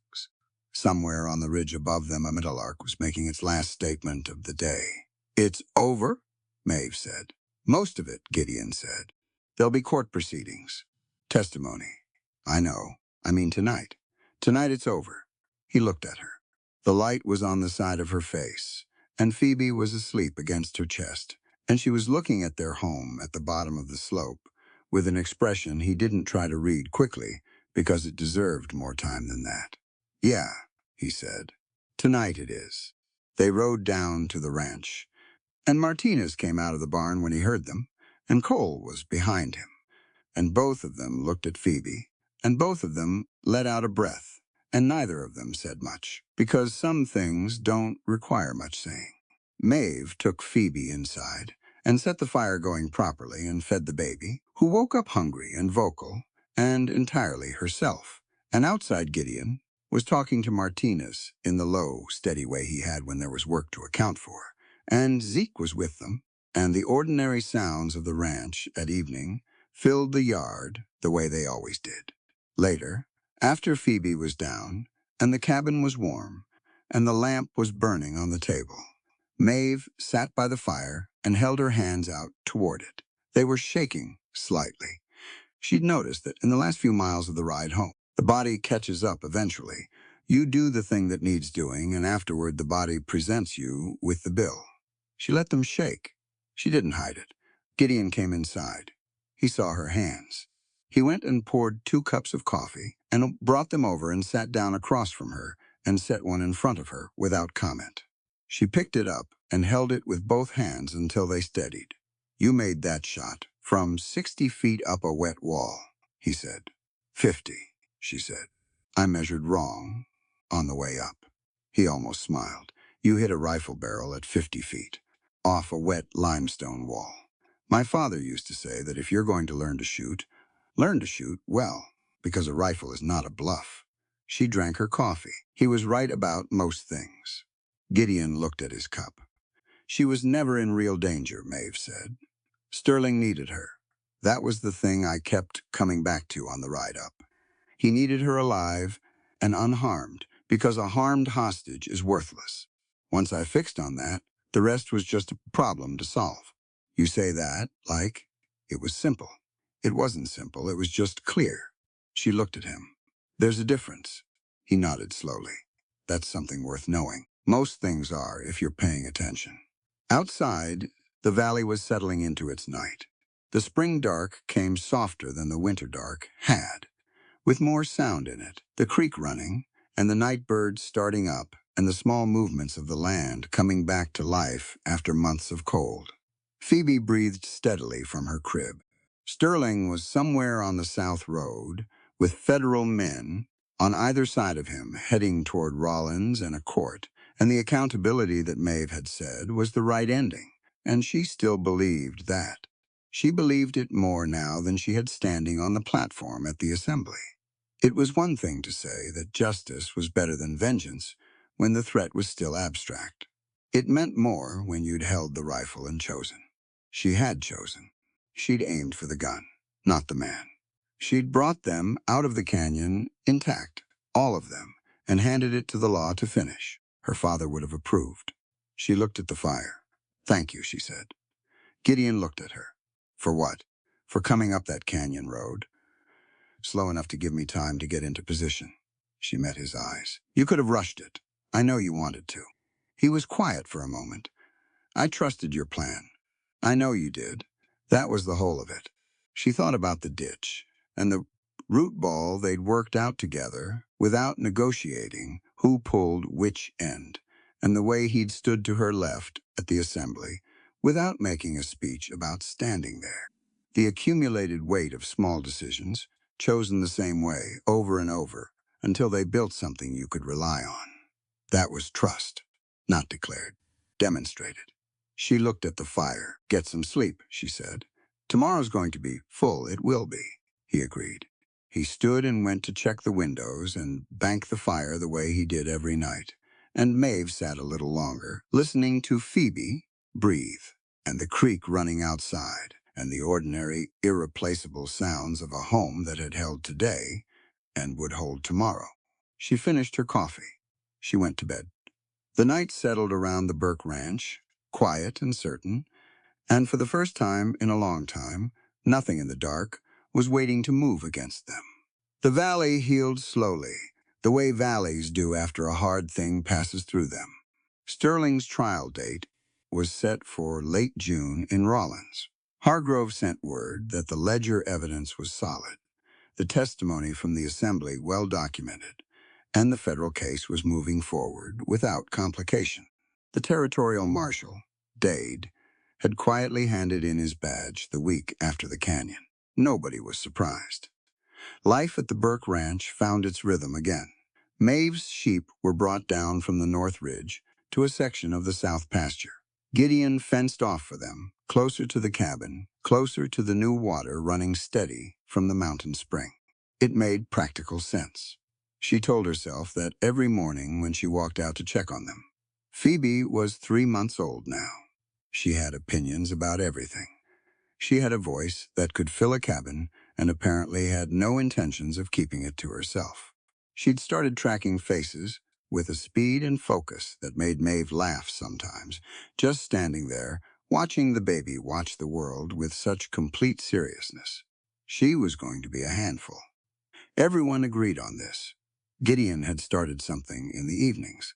After supper, after the accounts and the planning and the work of the day, he'd go to the back corner of the barn with a lamp and stay there an hour, sometimes 2. Maeve heard the sound of it from the cabin. Chisel and mallet, soft and careful. The sound of someone working wood the way you work something that matters. She didn't ask him about it. He'd tell her when it was ready. One evening, in late May, she was at the table writing a letter to her mother's cousin in Chicago, the only family she still corresponded with, when Gideon came in from the barn earlier than usual. His hands were clean. He'd washed them at the pump before coming inside, which he only did when the work was done. He sat down across from her. He put a folded piece of paper on the table. She looked at it. "Go ahead," he said. She picked it up and unfolded it. It was a legal document, county seal, at the top, the formal language of property registration, running down the page in tight, neat lines. Her name was on it. Both their names were on it. Burke O'Callaghan Ranch Joint Deed, equal co-ownership. She read it twice. "Gideon," she said. "I filed it 3 weeks ago." Briggs processed it himself, said it was the fastest he'd ever turned a deed around. He looked at the table and then at her. "I want you to hear what I'm saying with this, so I'm going to say it plain." She set the paper down. She waited. "You came to this place with nothing but your skill and your nerve, and what you carried in your own body to give. You saved Phoebe's life. You dug that ditch with us. You stood up in front of 60 people in an open field and said the truth out loud when most people would have found a way to say it quietly or not at all." He met her eyes. "You did all of that and asked for nothing beyond the terms we set. And the terms we set were fair, but they were too small." She was quiet. "You built something here," he said. "In this house, on this land. You built it same as I have, maybe more, because you built it from nothing when you had every reason not to try." He touched the edge of the deed. "This is yours, not because I'm giving it to you, because you earned it." She looked at the document. Her name in ink on county paper, next to his, over a piece of Wyoming land she'd come to know the way you know a place when you've worked it with your hands. She thought about the morning. She'd first walked out to check his kitchen garden beds and realized she was cataloging the soil, the same way she cataloged her own land on the ridge.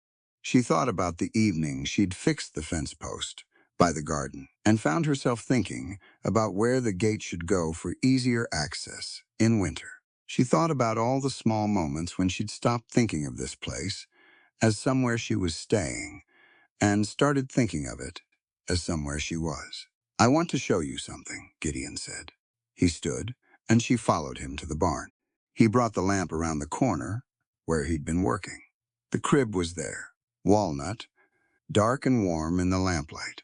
Clean lines, solid joints, nothing excessive about the construction. But along the sides, carved careful and deep, mountain roses ran in a low border, each one different, petals open. The kind of detail that takes time and patience and someone who knows what they're making it for. She put her hand on the rail. It was smooth. He'd sanded it until there was nothing left to catch a baby's skin. "Clara's crib was borrowed," he said, "from the Hansons. I always meant to build one. Another promise I kept late." He looked at it. "I wanted Phoebe to have something made for her, specific to her, with someone's hands in it. Maeve looked at the roses. She thought about the evenings she'd heard the chisel and said nothing. She turned around. Gideon was looking at her, the way he'd been looking at her for weeks, the way she'd been pretending not to notice because she wasn't sure either of them was ready. His expression was steady, open, the particular openness of a man who has decided to stop being careful about what his face says. He reached into his coat pocket and came out with nothing dramatic. No ring, no ceremony, just himself, standing in the lamplight of his barn with sawdust on his cuffs, and he went down on one knee in the straw. She didn't move. "I'm not asking you to stay as Phoebe's nurse," he said, "or as a housekeeper, or as someone who holds up their end of a compact." He looked up at her. "I'm asking you to stand beside me as my true equal and my partner, if your heart chooses this home. If it doesn't, the deed stands either way. That's not a condition. It's just what's true." She looked at him on his knee in the straw and thought about the night she'd walked 4 miles through a blizzard because a baby needed her, and she'd asked herself the whole way whether the door would open. It had opened. She thought about all the doors since. Every morning the east window kept clear for her, the iron cot in the tack room, her name on a work record, her name on a deed. A man who had never once, in 4 months, made her feel like a guest in her own life. She had been looking for language to describe what had grown up between them and kept arriving at the same simple answer. It was the realest thing she knew. "Yes," she said. He stood up. He didn't move to her immediately, just stood there for a moment, with the words settling between them in the lamplight. Then she stepped forward, and he put his arms around her, and she let her forehead rest briefly against his shoulder, and they stood there in the barn, with the walnut crib behind them, and the spring night outside, and the sound of the creek running in the dark. "I should tell you," she said after a while, her voice low, "that I am still difficult to argue with." "I know," he said, "and I will always have opinions about the ditch grade. I'd be disappointed otherwise." She pulled back and looked at him, and she was smiling, the full version, the one that changed her whole face into something younger and true. He smiled back. Phoebe's voice arrived from the cabin, loud and clear, and not interested in waiting. They both looked toward the sound. "She has her timing," Maeve said. "She always will," Gideon said. They went back inside together, into the warmth and the lamp, and the baby who had things to say. 3 years later, the apple tree was blooming. It had taken 2 springs to find its confidence. The first year it had put out 3 blossoms and stopped. The second it did a little better, 7 or 8, pale and apologetic. The third spring it committed. White blooms covered every branch from the fence line to where the trunk split so thick that the morning light caught in them and made the whole tree glow. Maeve stood at the kitchen window with her coffee and watched it for a while before the day started. Behind her, the cabin had grown. Another room off the east side, done last summer, which gave them a proper bedroom, separate from the main space, and a second small room that Phoebe had claimed with great authority, and decorated with a collection of pine cones and one very important smooth gray rock she'd found in the creek. Gideon had built her a shelf for them. She organized them regularly and with great seriousness. Phoebe was 3.5 now. She ran everywhere. Walking was for people who hadn't figured out yet that running was faster, and Phoebe had figured that out at about 14 months and hadn't slowed down since. She had dark eyes and red-touched hair, a combination that made strangers look twice, and she had opinions that she expressed at full volume to anyone who would listen, and several people who wouldn't. She was Clara's daughter in her laugh. She was Gideon's daughter in the way she set her jaw. And she had picked up somewhere, nobody could say from where, a tendency to study a problem from all angles before moving, which Maeve recognized and did not comment on. Outside, Phoebe was already in the yard. She'd gotten up before everyone, which she did sometimes, just appeared in the main room in her nightgown, with her hair going in 4 directions and an expression that said she had plans. Gideon had put her coat on and her boots, and sent her outside with instructions not to go past the garden fence, and she was currently having a detailed conversation with one of Maeve's sheep through the slats of the south pasture fence. The sheep was not. Phoebe didn't seem to find this discouraging. Maeve drank her coffee and watched. The ranch was different now, not unrecognizably so, still the same land, the same mountain at the back of the valley, the same creek running through the bottom. But Gideon had rebuilt the east barn properly over the winter, solid and tight, and the kitchen garden was real now, not hopeful, with raised beds and proper drainage, and a gate that swung without sticking. The south pasture fed both cattle and sheep, the ditch water splitting into two channels where it entered the lower field, one for each, and there were people. That was the biggest difference. The Burke O'Callahan Ranch had become something the valley used as a reference point. Not quite a way station, not quite a community hall, but something between. Families who'd been pushed hard by Sterling's years of encroachment had found their footing slower than the resolution in the courtroom. And Gideon and Maeve had made it known quietly that help was available for anyone who needed it and could work in return. It wasn't charity. They were both constitutionally opposed to charity. It was exchange. A family who needed timber to repair their house sent 3 men for a week of fence work. A widow who needed her well dug out brought preserved food for 6 months. A young couple newly arrived from County Mayo who had the land, but not the knowledge, spent a season learning from Maeve how to run sheep on Wyoming terrain. The railroad spur had come, as everyone had known it would. It had made the valley worth what Sterling had always predicted it would be worth, and it had made it better for the people who were actually in it, rather than for one man sitting on top of all of it. That was the difference. Sterling had imagined a valley owned. What existed instead was a valley shared, which turned out to produce more from the land and from the people than ownership alone ever had. Sterling himself had received 7 years. The federal trial had lasted 4 days. The ledger evidence was clear. His lawyers had tried several approaches, and none of them had worked. He was serving his time in a federal facility in Colorado and would be released, eventually, into a world where the valley he'd tried to control had moved on without him.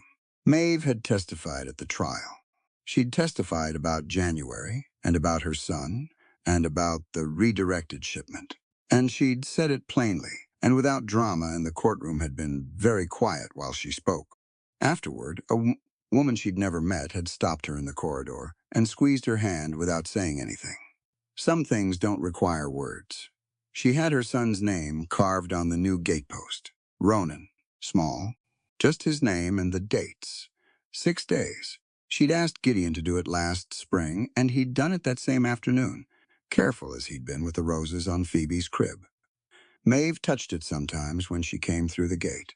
Not every time, just sometimes. Grief doesn't end. She'd stopped expecting it to. It just changes shape, becomes something you carry differently over the years, something that lives alongside the good things instead of canceling them out. Ronan had existed. He had been real. He would stay real. That was enough to hold on to. Zeke came by most Sundays. He'd taken on an apprentice at the smithy, a 16-year-old boy named Thomas who showed real aptitude, and Zeke was teaching him with the same patient, exacting method he brought to everything. He came for Sunday supper and stayed to argue with Gideon about cattle prices and fencing techniques, and whatever else presented itself. And Phoebe climbed on him with complete confidence in her welcome, which was always justified. He was family. He'd been family for a long time. The word just finally fit what had always been true. Gideon came out of the barn into the morning light. He saw Phoebe at the fence and walked over and crouched down behind her, following her line of sight to the sheep she was addressing. "What are you telling her?" he said. Phoebe considered. "That she's a good sheep, but she should come over here. Did it work?" "Not yet." "Give her time," Gideon said. He stood and looked up and saw Maeve at the window. He raised his hand. Just a small gesture, the kind that means I see you. She lifted her coffee cup back at him. 3 years. She tried sometimes to locate the specific moment, When this place had become hers, irreversibly, the way some things become yours, not through a document, but through accumulation, through winter, and planting, and harvest, and all the ordinary days of choosing to stay. She couldn't find the moment because it wasn't a moment. It was everything. The morning moved around her.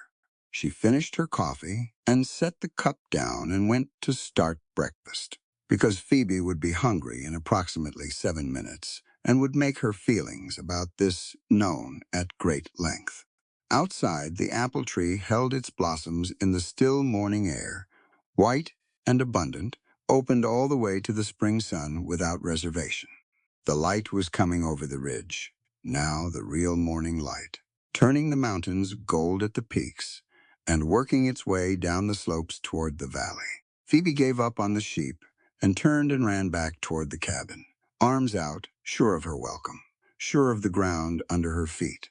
Gideon caught her at the door and swung her up, and she laughed, and the sound of it went out across the yard, and the pasture and the new green of the valley waking up into another day. Maeve heard it from the kitchen. She smiled and cracked the first egg. The day began. This is a work of fiction. All characters and events are products of the author's imagination. Any resemblance to real persons or actual events is purely coincidental and unintentional.